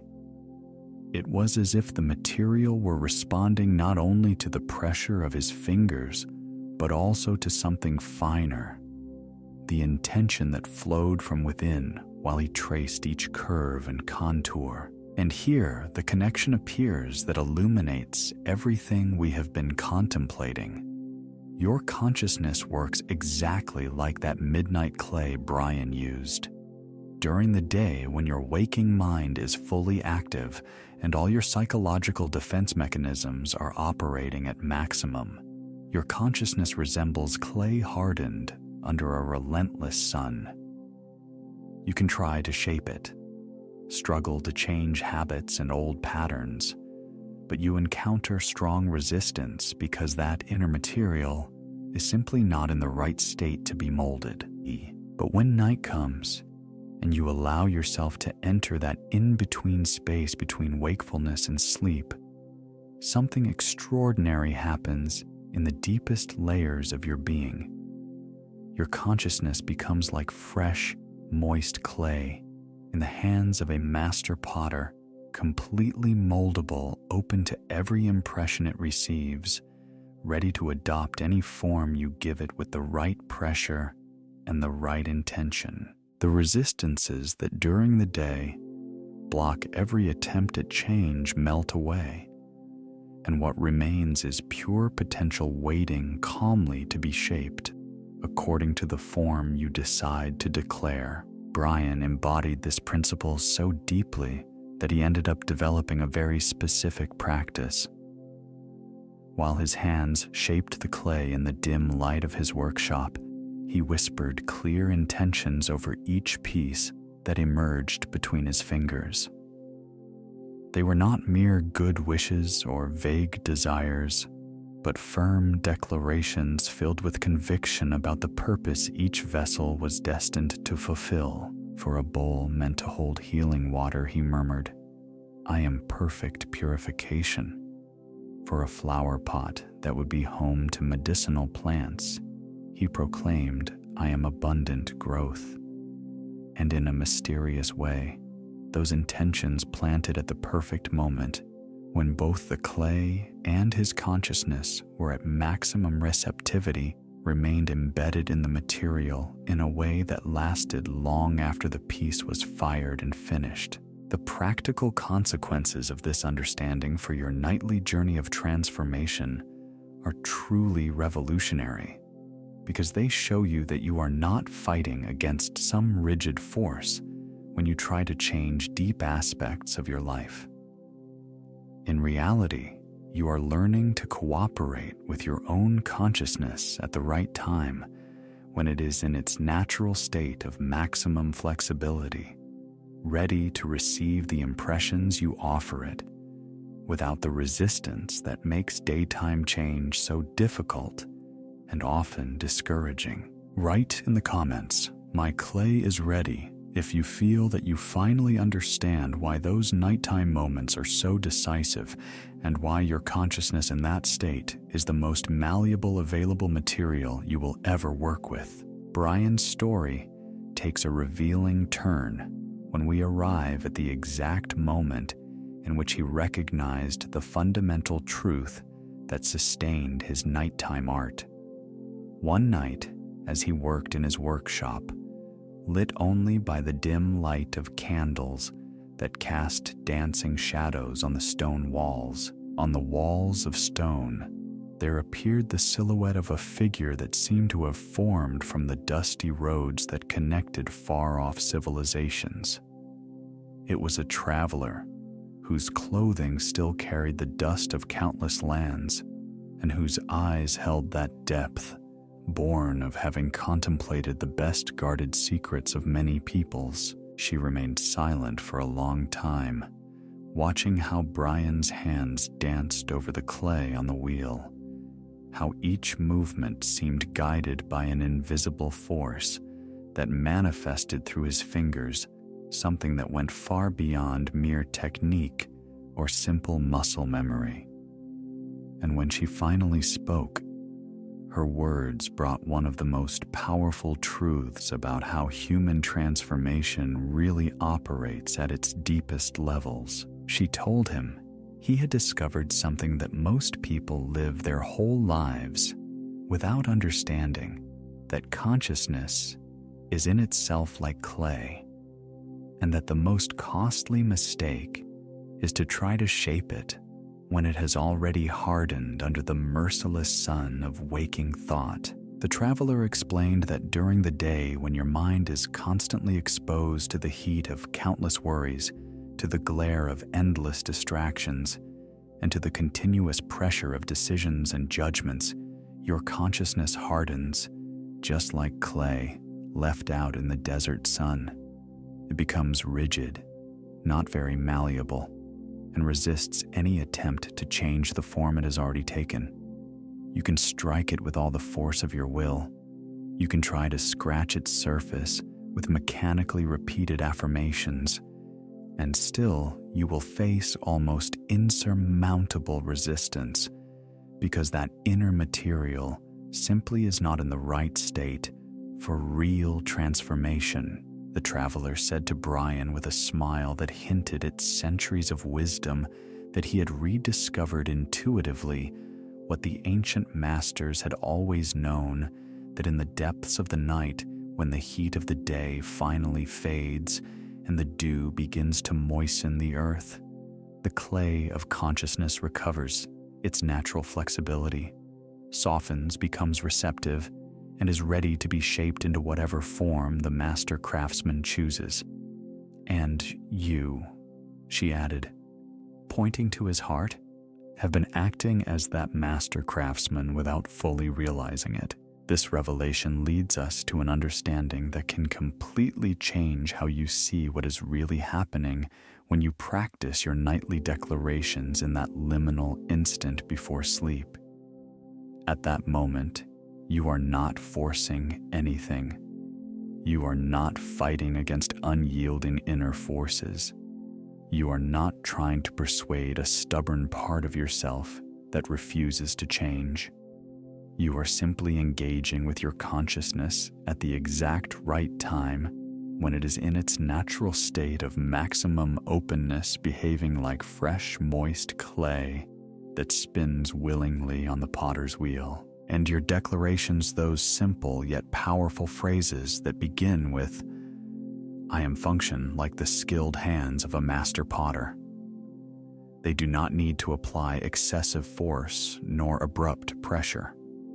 With gentle yet firm touches, with loving, calm consistency, they gradually shape the clay of your sleeping consciousness, creating exactly the inner forms you have chosen to manifest. Every night while you rest and your conscious mind finally steps aside and stops interfering in the process, those impressions you planted at the exact right moment continue acting at the deepest levels, literally molding the reality of your tomorrow from the infinitely malleable material of your sleeping potential. The traveler also shared something with Brian that connects directly to your own practice, that there is an exact pressure, a delicate balance point between applying enough intention for the desired form to emerge and preserving just enough softness so the material does not resist. Too much force and the clay cracks, breaks, and becomes useless. Too little pressure and the shape never fully defines itself, remaining a formless mass without a clear purpose.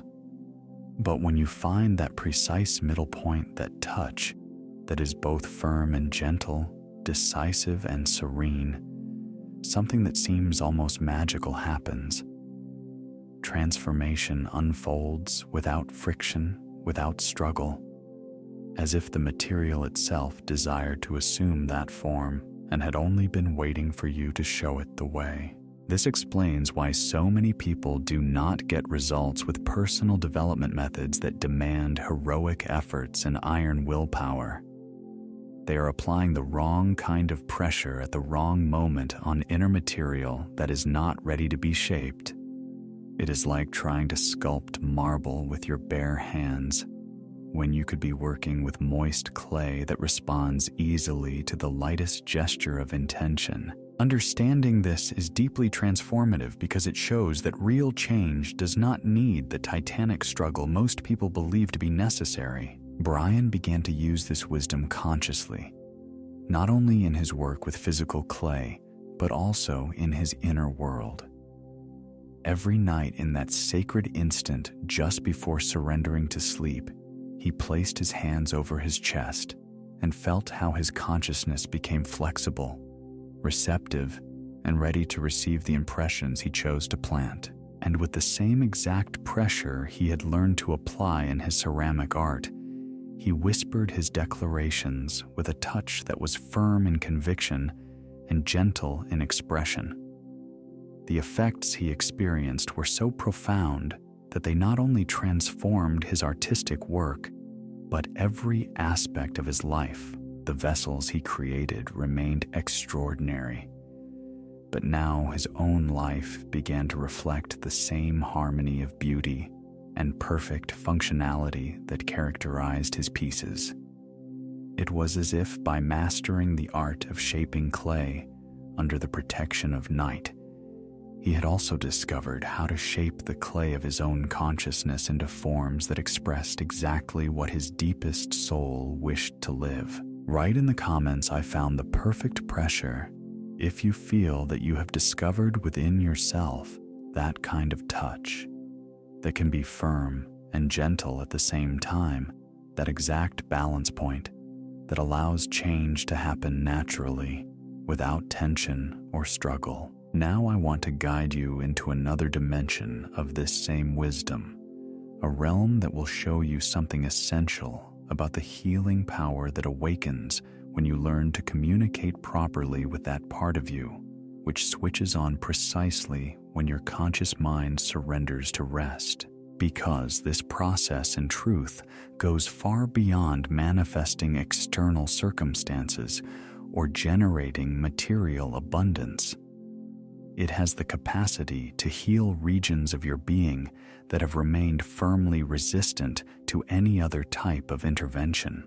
To help you understand how this knowledge has been used, especially in the field of deep healing, allow me to take you in imagination to the legendary healing temples of Epidaurus, where people arrived from every corner of the ancient world, seeking relief for ailments that no other method had managed to touch. In that place worked a woman named Rachel Garcia, who held the role of guardian of the night ward, a task that almost everyone considered secondary compared to the work of the healers who operated by day with their herbs, ointments, and complex procedures. However, Rachel had come to an understanding that radically set her apart from the other healers of the temple, an insight destined to forever transform our idea of when and how the most profound transformation of body and spirit actually occurs.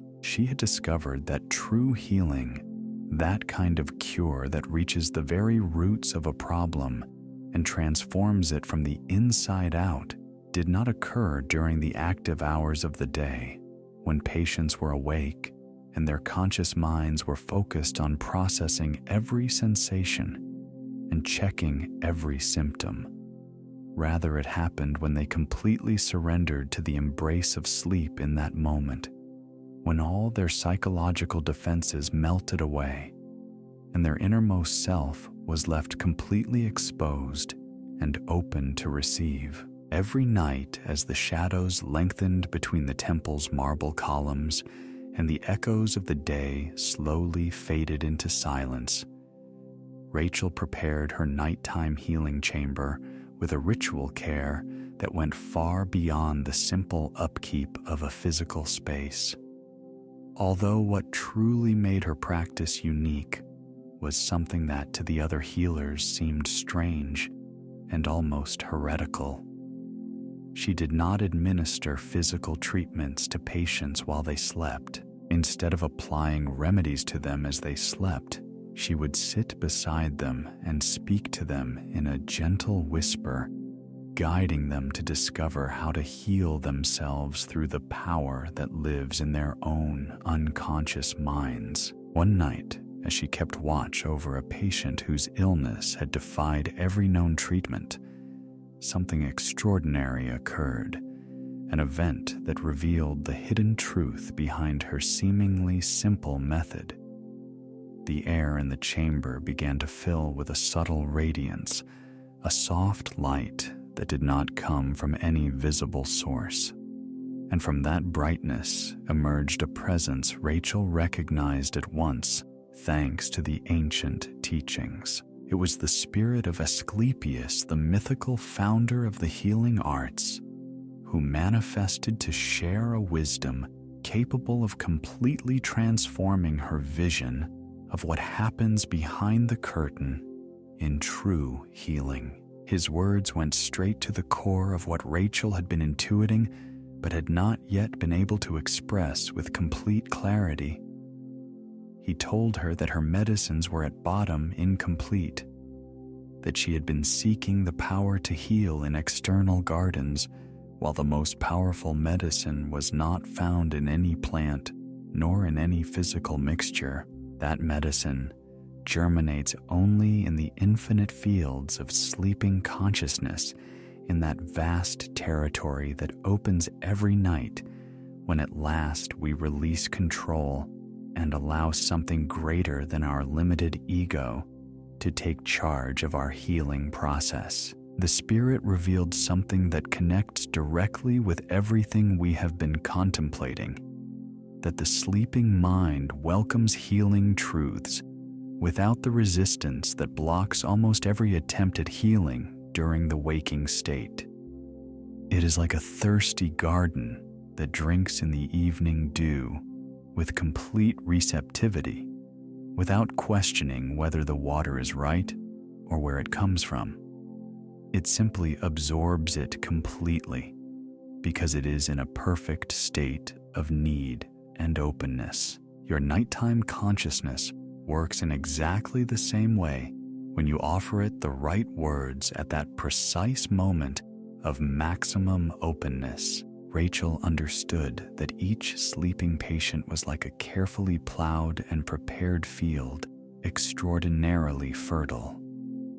During those nighttime hours, when all the mental barriers that usually slow healing finally dissolved, the words she whispered while they slept were not simple encouraging messages nor superficial affirmations. They were seeds of healing truth, planted directly in the most receptive soil you can imagine, where they sprout without interference from doubts, fears, or limiting beliefs about what is possible and what is not. Those beliefs that usually sabotage every attempt at deep healing. And here arises the practical consequence of this understanding for your own path of nighttime transformation.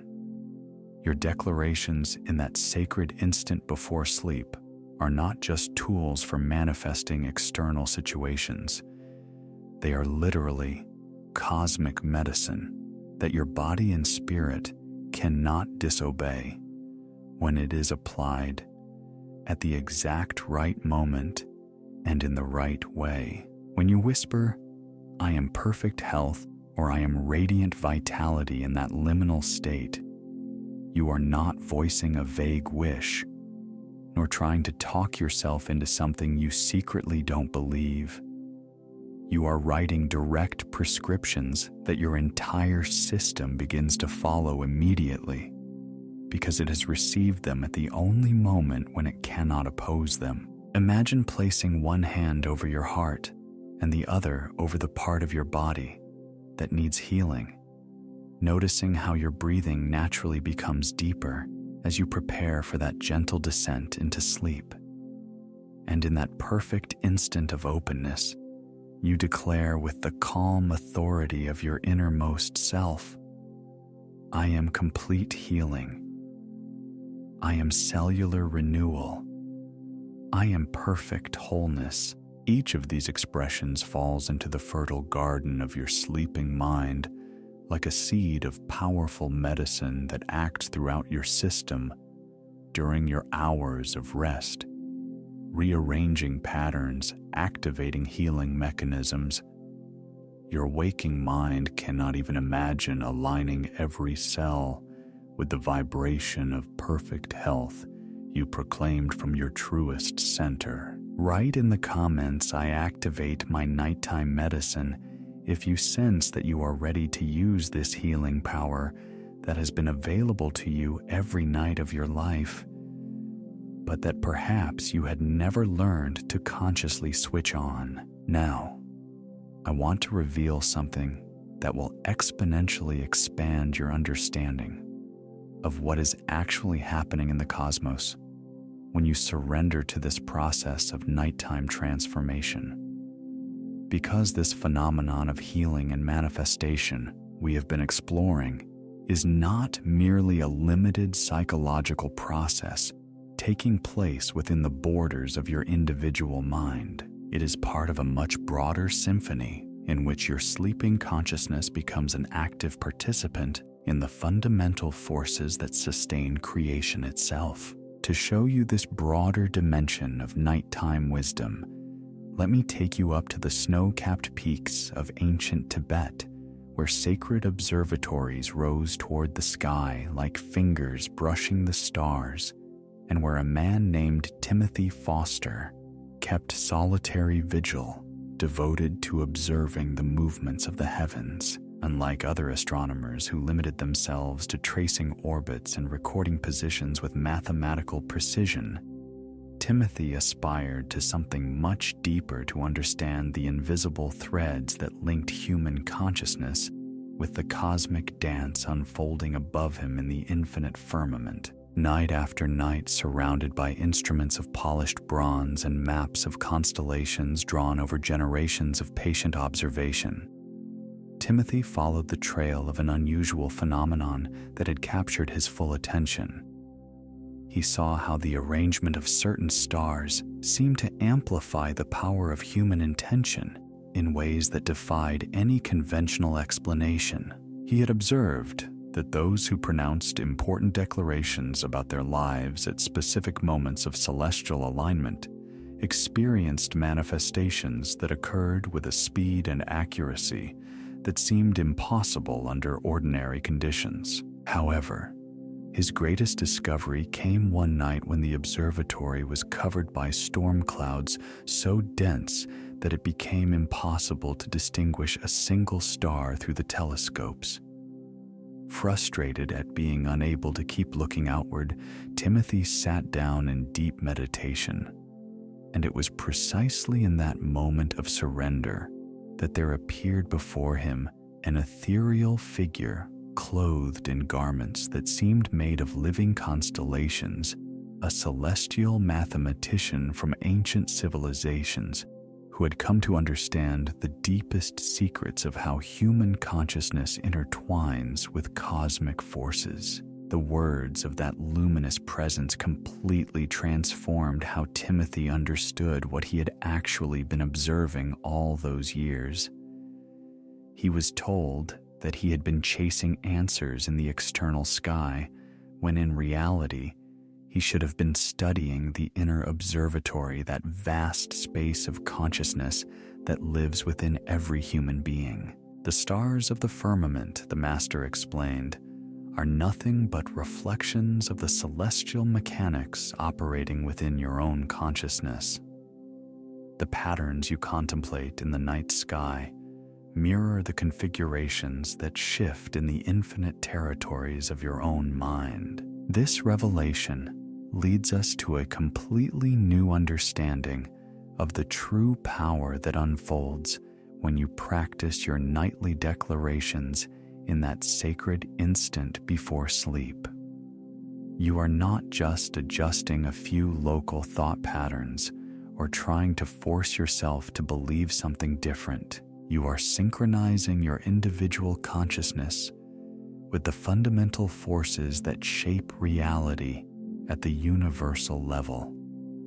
You are tuning your personal frequency to the music of the spheres, that melody that has been resounding since before time itself. Timothy realized that his own consciousness was in essence like that observatory he had built in the mountains, only infinitely broader and more refined. Instead of bronze telescopes tracking external celestial bodies, he possessed internal mechanisms of perception capable of attuning to the deepest currents of creation. His thoughts were not random mental noise. They moved with the same mathematical precision as the planets in their orbits. His intentions, when spoken at the right time and with the right frequency, had a gravitational power similar to that of celestial bodies, attracting toward themselves everything that vibrated in the same resonance. And here, something arises that weaves together all the elements we have explored so far into a unified understanding. While you sleep, when your consciousness finally frees itself from the limits of your daytime identity, you naturally enter into a cosmic alignment in which your intentions gain an amplified force that simply is not available in the waking state. It is as if the universe itself had been waiting for your conscious mind to step aside so it could work directly with that part of you that knows intuitively how to move in harmony with the essential laws of manifestation. Each night, when you whisper your declarations in that liminal moment, you are projecting them into a perfect alignment of cosmic forces that have been waiting precisely for that signal, that specific frequency to rearrange their infinite resources in support of your highest vision. You are not asking permission nor begging favors from a capricious external power. You are activating mechanisms that already exist. You are pressing buttons on the control panel of the universe that have always been there, even though most people never find them because they look in the wrong places or act at the wrong times. The impact of understanding this is deeply transformative because it shows you that your nightly declarations are not isolated self-help exercises happening in some psychological vacuum. They are direct collaborations with the intelligence that orders the cosmos itself. They are acts of co-creation with the forces that bind galaxies together and accompany the birth of stars. When you consciously align yourself with these deep rhythms at the exact moment of maximum receptivity, you stop being a small boat fighting against impossible currents and become a master navigator who moves with the most powerful cosmic tides toward destinations that once seemed completely out of reach. Write in the comments, "My observatory is open," if you feel that something within you recognizes this truth about how your nighttime consciousness can tune itself to the most essential universal forces of creation and transformation. Now, I want to show you something that will reveal the final secret about the perfect timing of this whole process, because there is a precise instant after your nighttime work in which the intentions you have been cultivating while you sleep reach their highest point of manifesting power. And understanding this detail can mean the difference between achieving modest changes and experiencing transformations that feel almost miraculous. What Timothy discovered about cosmic alignment leads us to an essential truth that unifies all the elements we have been exploring. While you sleep, your consciousness is not merely resting in some neutral, inactive state. It is actively aligning itself with the great wheels of creation, with those universal cycles that regulate everything from the movement of galaxies to the very beat of your heart. And every declaration you speak in that liminal instant before sleep, every whisper of "I am charged with genuine conviction," finds its exact place within that cosmic symphony, like a note that has been patiently waiting for its moment to sound in order to complete the melody. The forces that uphold the structure of the universe are not waiting for you to beg or to persuade them to do something extraordinary on your behalf. They are waiting for your signal, that unique frequency that only you can emit when you finally learn to communicate in the right language at the exact moment of maximum receptivity. It is like having a universal navigation system capable of taking you to any destination you choose.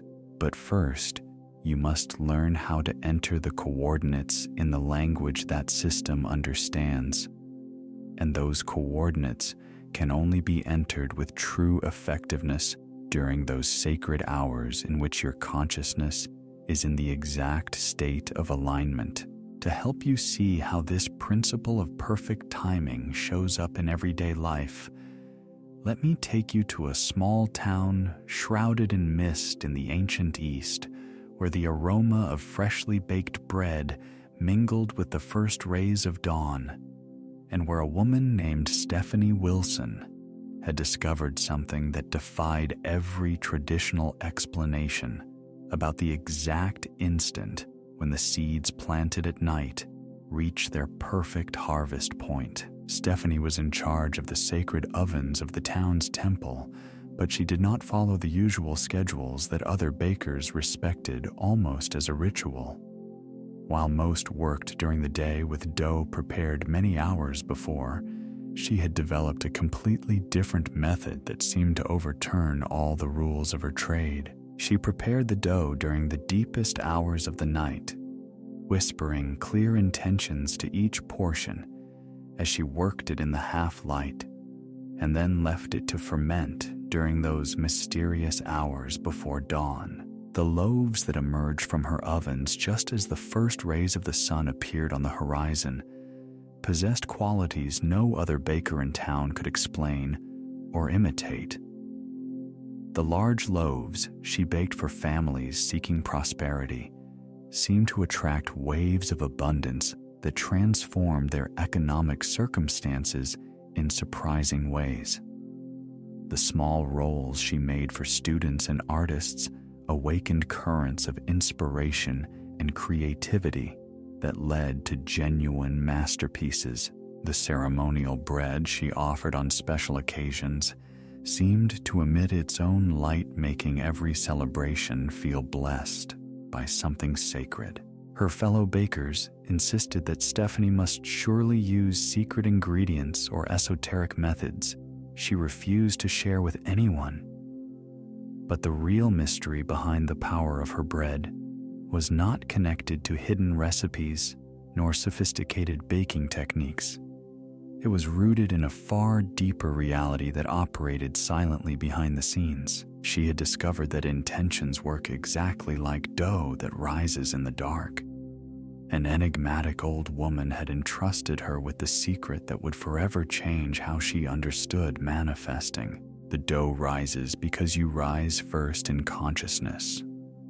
Each loaf, she told her, is a faithful reflection of the expanded consciousness of the one who needs it. The phrases Stephanie whispered at night while she worked her dough were not just pretty words directed at inert ingredients. They were seeds of intention that grew along with the dough in the darkness, developing the strength and consistency needed to make themselves visible as concrete changes in the lives of those who ate her bread. And here we find the point that connects directly with your own nightly practice. Your intentions do not remain still while you sleep. They are like living beings that grow, expand, and mature inside the perfect incubator of your sleeping consciousness, just like dough rising in the dark. Each affirmation you plant before sleeping spends the night multiplying, fermenting, and gathering the density and power needed to show up in the physical plane. There is a precise instant, a sacred hour before dawn, when almost everyone is still asleep, and your consciousness rests in a perfect balance between the world of dreams and tangible reality. At that moment, your intentions reach their maximum potency and are ready to be baked into concrete experience. Stephanie learned to recognize that moment with intuitive precision, the exact instant when the dough reached its ideal fermentation and was ready to be transformed by the oven's fire into something real and nourishing. And she applied that same principle to her inner world. The intentions she planted during the night reached their greatest splendor just before dawn. At that moment, she allowed the first thoughts of the day to bake them into physical reality with the same precision with which she slid her loaves into the oven at the exact second of perfect readiness. Write in the comments, "My dough is rising," if you feel you understand how your nightly intentions grow and expand in the dark while you sleep, preparing themselves for that perfect moment of manifestation. Now, I want to reveal something that will deepen even further your understanding of why darkness, far from stopping change, is actually the most essential component for authentic, lasting growth. There is a hidden truth about the nature of creation that most people never come to know, a truth that completely transforms how you see what happens during those hours of sleep that on the surface look like wasted time. What the old woman shared with Stephanie contained one of the deepest keys of this entire journey. The dough rises because you rise first in consciousness. It is not that your positive thoughts magically alter the physical laws that govern fermentation. It is that there is a universal principle according to which inner expansion always precedes and shapes outer expansion. Your words whispered at night that I am seed planted at the perfect instant of receptivity expand like sacred dough in the dark, growing silently in the invisible zones of your being until they are fully ready to manifest in the first light of dawn. This principle of expansion in the shadows leads us to an understanding that can forever change how you see not only your nights, but also any stage of your life that feels dark or uncertain. To show it with complete clarity, let me take you now to remote mountain valleys in ancient Nepal, where mist-wrapped monasteries clung to cliffs like nests of eagle light. There, a man named Joshua Phillips tended the secret midnight gardens with a dedication that went far beyond the simple art of growing plants. While the other gardeners of the monastery worked under the sun, taking advantage of the light to see every detail of their task, Joshua had developed a radically different practice that puzzled his companions and yet produced results no one could rival. Every night by moonlight, or even in total darkness when clouds covered the sky, he would walk down to his hidden gardens carrying seeds carefully chosen and wrapped in fine silk cloths. What made his method unique was not some more sophisticated planting technique, nor a special knowledge of the soil. It was something far subtler, operating in the invisible planes of growth. Joshua spoke to each seed before placing it in the earth, whispering ancient truths while holding it gently in his hand. These were not general blessings nor vague prayers for good growth. They were concrete affirmations about the mission each plant would fulfill, about the medicine it would embody, about the transformation it would bring to those who would later eat its fruits or use its healing leaves. One especially dark night, when not even the moon offered its silver glow, and Joshua moved, guided only by touch and an inner sight beyond the senses, something extraordinary happened, an event that revealed the deepest secret of why his gardens produced plants with almost supernatural qualities. The mists that usually shrouded the valley began to gather into a luminous figure, a being that seemed made of living vines intertwined with blossoms of wisdom, an ancestral gardener from an age when the boundary between physical and spiritual was barely perceptible. The words of that presence went straight to the heart of what Joshua had been doing intuitively without fully understanding it.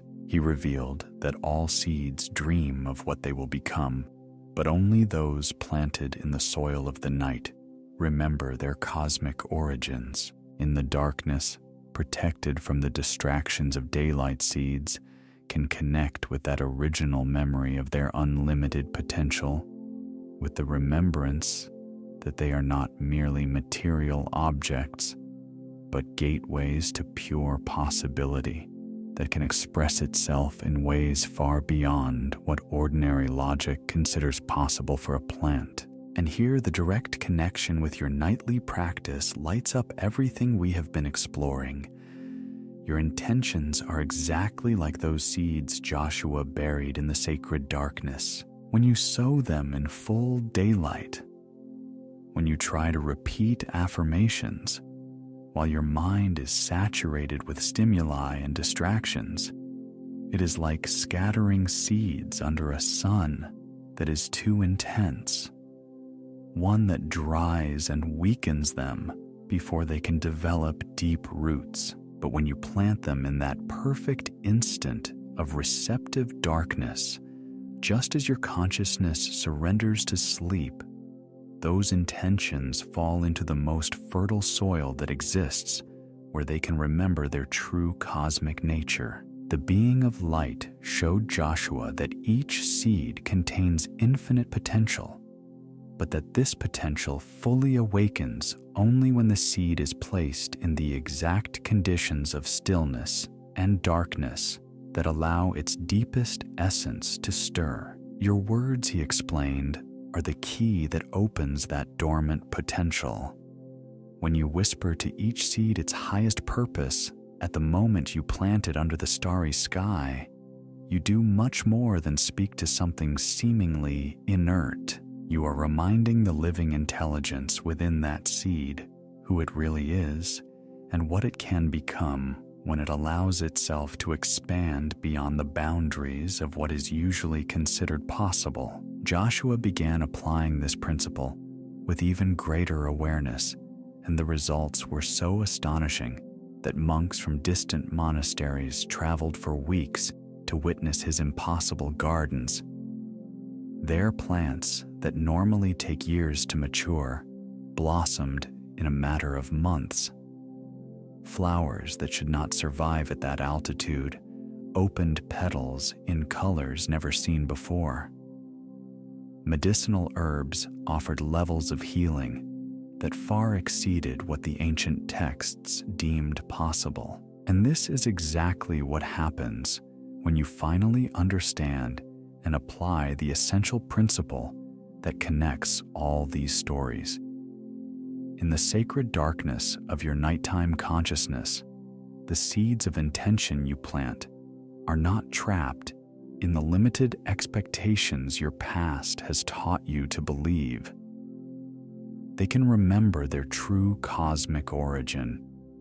They can enter that field of infinite possibility where, when the right conditions of fertile darkness, deep silence, and the precise word whispered at the exact moment of greatest openness come together, literally, anything can begin to grow.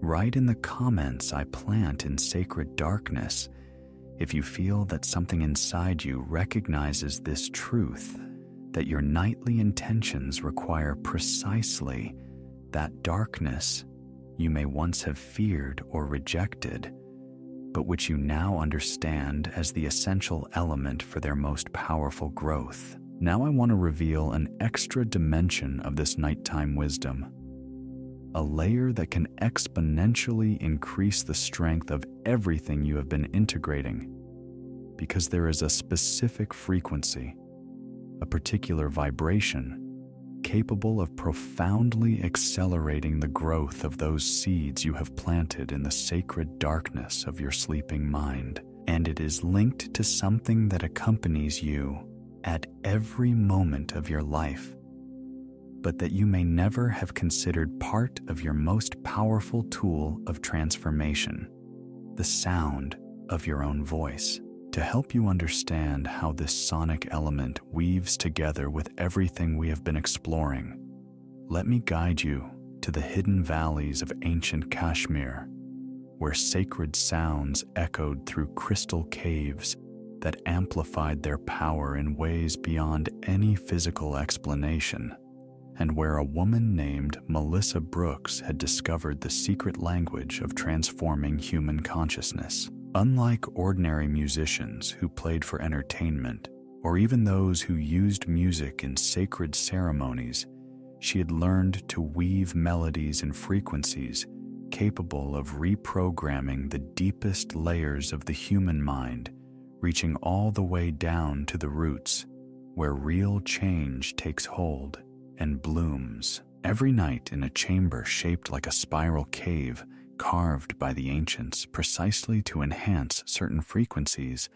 Melissa arranged 7 crystal singing bowls, following a pattern inherited from masters who over generations had perfected this art. However, her deepest discovery came when she began to play them in those hours at the boundary between dusk and sleep. The moment in which she noticed something that would forever transform her understanding of how human consciousness receives and converts sound into genuine manifesting power. During the day when she played the bowls for visitors or in public ceremonies, the sound was beautiful and created states of deep calm in those who listened. But when she made them vibrate at that specific instant in the twilight of consciousness, when people in the cave were right at the edge between wakefulness and sleep, something completely different occurred.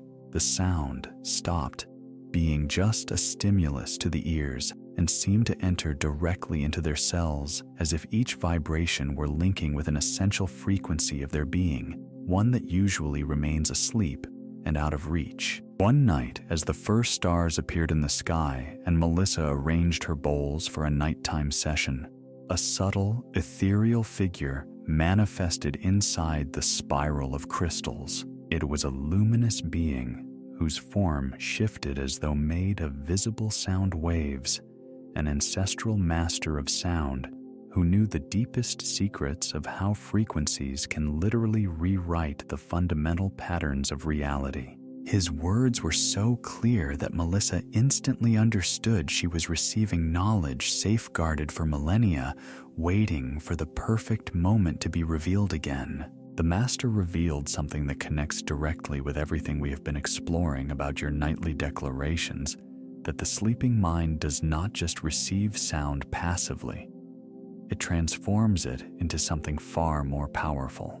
Just as a carefully designed crystal cave takes subtle vibrations and amplifies them exponentially, but only when they arrive at the moment of maximum receptivity, so your nighttime consciousness operates.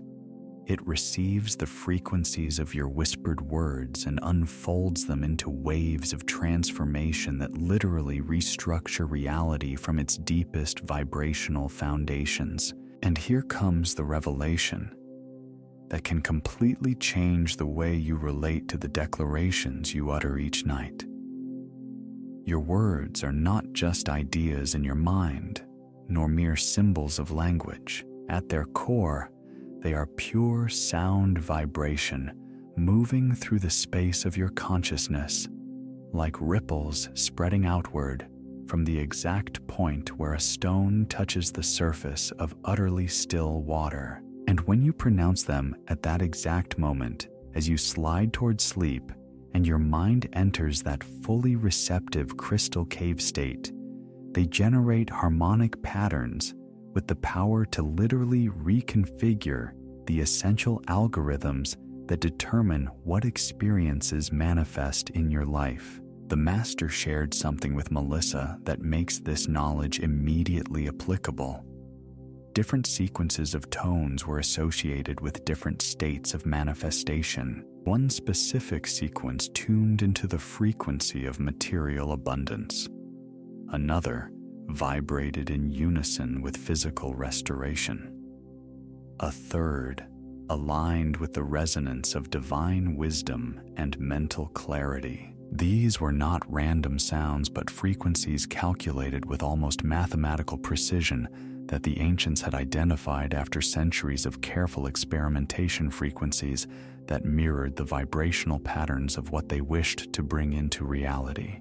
But here is the truly extraordinary thing, the detail that makes all this accessible to you without needing crystal bowls or special musical training. Your I am declarations, when they arise from that deep place in your center where your most authentic truth lives, automatically find the right frequency. Your voice, your breath, the rhythm of your heart, all of it naturally aligns with the vibration of what you affirm.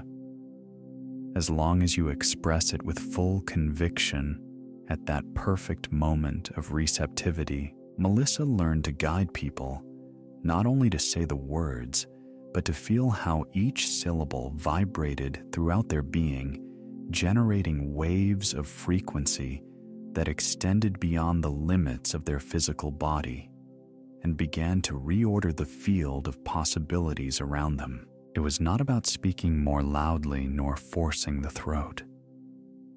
It was about allowing each word to arise from that intimate space where sound and intention unite in a single unified vibration, carrying the full power of embodied truth. Write in the comments, "I feel the frequency," if something within you recognizes this sonic dimension of your nightly declarations, if you can sense that your words are much more than language symbols, and understand that in reality, they are vibrations capable of reshaping the very structure of your reality. Now I want to show you how all these elements we have been exploring come together in a unified understanding that reveals the true essence of what you do each night when you practice these declarations in that sacred instant before sleep. Because in truth, you are not simply planting isolated seeds, nor casting intentions at random in the hope that something happens. You are participating in an act of cosmic weaving in which each declaration is a thread that interlaces with all the others to form the complete tapestry of your transformed reality. To show you this integrating dimension, let me take you to the shadowed valleys of ancient Kashmir, where reality and dream flowed together like two rivers merging without losing their own essence, and where a woman named Christina Patel had realized that reality is not a rigid, immovable structure, as many believe, but a fabric of invisible threads of pure consciousness that can be rewoven by those who master the secret art of nighttime weaving. Unlike ordinary weavers who worked only with material fibers to create cloth destined for clothing or decoration, Christina had learned to interweave something far subtler and more powerful on her sacred wooden loom, passed down through several generations of masters of the art. She wove dreams with destiny, taking the visions people experienced during the night and literally weaving them into patterns that later manifested as concrete experiences in the physical world. Her workshop was lit only by moonlight entering through glass windows, drawing shapes of light and shadow that danced across the gold and silver threads hanging from her loom. And on an especially deep night, when the new moon covered the valley in near total darkness, the cloth before her began to emit a supernatural glow, turning into a being of light, whose form seemed made of living fabric, woven with ancestral wisdom. This master of cosmic weaving revealed knowledge that connects directly with everything you have been integrating about your nightly practices, that your sleeping mind functions just like that master loom, but with a level of sophistication that surpasses any physical mechanism. Each night while you sleep, it is constructing patterns so delicate, so complex, and so perfectly ordered that your waking consciousness cannot even begin to imagine them, much less produce them deliberately. It is like comparing a child scribbling with crayons to a Renaissance master painting the Sistine Chapel. And here appears the truth that can completely transform your vision of what really happens during those 7 nights of practice. Each declaration you whisper is not an isolated event acting on its own. It is a thread that joins all the threads laid down before forming a design that grows richer and more complex, finally expressing itself as the fullness of your transformed experience. On the first night, you lay down the thread of intention. On the second night, that thread binds itself to a new one, beginning a pattern. By the 7th night, you have woven a complete tapestry that contains within it the exact blueprint of the reality you have chosen to manifest. The master showed Christina how different affirmations interwove to form the fabric of manifested experience, where every thought was a thread, but only those spun from the silk of deep conviction became indestructible within the final tapestry. This revelation leads us to understand that you are not working with separate, disconnected pieces, but with a supreme art of creation, in which each element supports and amplifies all the others. And from here, we move directly toward the final revelation, the one that crowns all this wisdom we have been traveling through, because there is a process of transformation so deep and essential that alchemists of every age devoted their entire lives to deciphering it. And the surprising thing is that the true philosopher's stone they sought was not found in any external laboratory, but in the most refined laboratory that exists, your own sleeping consciousness. In remote mountains, where sacred caves guarded secrets of transmutation that surpassed ordinary understanding, there lived a man named Aaron Kim, who had discovered something traditional alchemists never fully managed to grasp. It was not about turning physical metals into gold. They used those external experiments as symbols of the real alchemy, the kind that can only manifest in the perfect crucible of the sleeping mind there, where your densest, most limiting emotions can be transmuted into the most radiant expression of your potential. A cosmic alchemist whose form moved among all the elemental states revealed to him the definitive formula that allows all this nighttime wisdom to reach its maximum power. The fear that paralyzes you during the day is like heavy lead. The doubt that traps you is like tarnished copper, and constant worry is like fragile tin. But all those dense limiting states are transformed into pure gold of infinite possibility when you correctly apply the sacred formula of I am during sleep in that space where resistance naturally dissolves and transformation can occur without the friction that makes change in waking life so difficult and often painful. This transmutation is not just a metaphor, but a literal process in the way it reorganizes the essential patterns of your being. Every night when you proclaim your deepest truth in that liminal moment, you are taking the heavy frequencies of your limitations and converting them into luminous frequencies of your realized potential. It is one of the most sacred acts of creation in which you can participate as a human being, and it is available to you every time you close your eyes and surrender to that silent weaving and that transmutation operating in the deepest backstage of your consciousness. Write in the comments, I am the alchemist of my dream, if you feel that you finally understand how each night you become the master transformer of your own reality, weaving threads of intention into patterns of manifestation and turning what is heavy into something luminous. And if you have come this far, to this very moment in which the final words of this journey meet the beginning of your own personal experiment, then something within you already knows that this was not a casual encounter. Out of all the videos you could have chosen to watch today, out of all the teachings that could have called your attention, you came precisely to this one and stayed through each revelation, each story, and each principle we have explored together. That is not coincidence. It is your soul recognizing something it had been waiting a long time to remember. Tonight, when you lay your head on the pillow and sense that familiar instant in which your consciousness begins to slide into sleep, it will no longer be like on previous nights. Now you know what the ancient masters knew, what Michael discovered with his silk, what Daniel learned on that nighttime ocean, and what Rachel understood in her healing chambers.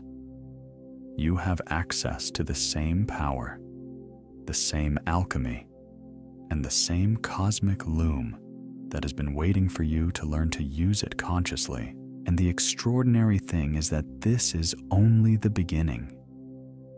What we have just traveled through together in these minutes is like opening the first door of a temple with countless chambers, each one guarding deeper revelations about how human transformation operates at its most fundamental levels. If this content resonated with you, if something inside you was activated as you listen to these stories and principles, then you need to make sure we can continue this journey together. Subscribe to the channel right now, because in upcoming videos, we are going to go much deeper. We will explore specific techniques that exponentially multiply the power of these nighttime practices. We will unravel secrets the ancients reserved for advanced students. We will reveal dimensions of this wisdom that can literally change not only your life, but also your very understanding of what it means to be human and to possess these powers of conscious creation. And if you truly have come this far, if you have stayed with me through every story and every revelation, let me know by writing exactly this in the comments: I completed the transmutation. Those 3 words will show me that you did not just hear the content, but that something shifted inside you as you did. That you have already begun that process of change, which is only completed when you move from simply knowing something to deciding that you will apply it in your own life, starting tonight. Give this video a like as well, not for me, but as a signal to the universe that you are ready, that you have decided to stop being an accidental beneficiary of these mechanisms of transformation and become their conscious director. Each not only helps this content reach more people who need to hear it, it is also your way of saying, yes, I am committed to this path. I am ready to use the power that has always been available, but that I have finally learned to activate.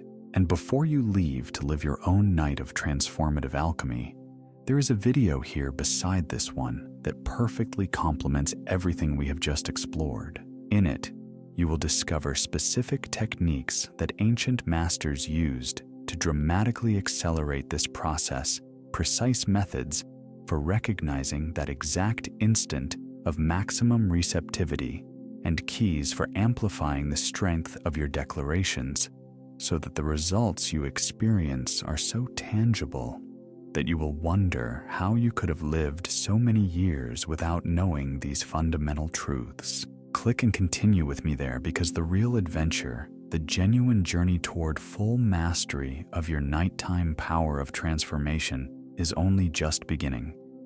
Everything we have explored today has been about opening the door.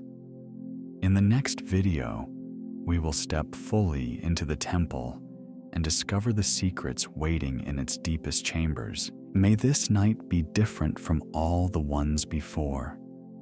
May you close your eyes knowing that you are not just going to sleep, but entering the most powerful laboratory of creation that exists. May your declarations find the most fertile ground. May your intentions be woven into perfect patterns. May your sleeping consciousness become that master loom that shapes the reality of your brightest dreams. I'll be waiting for you in the next video. See you there.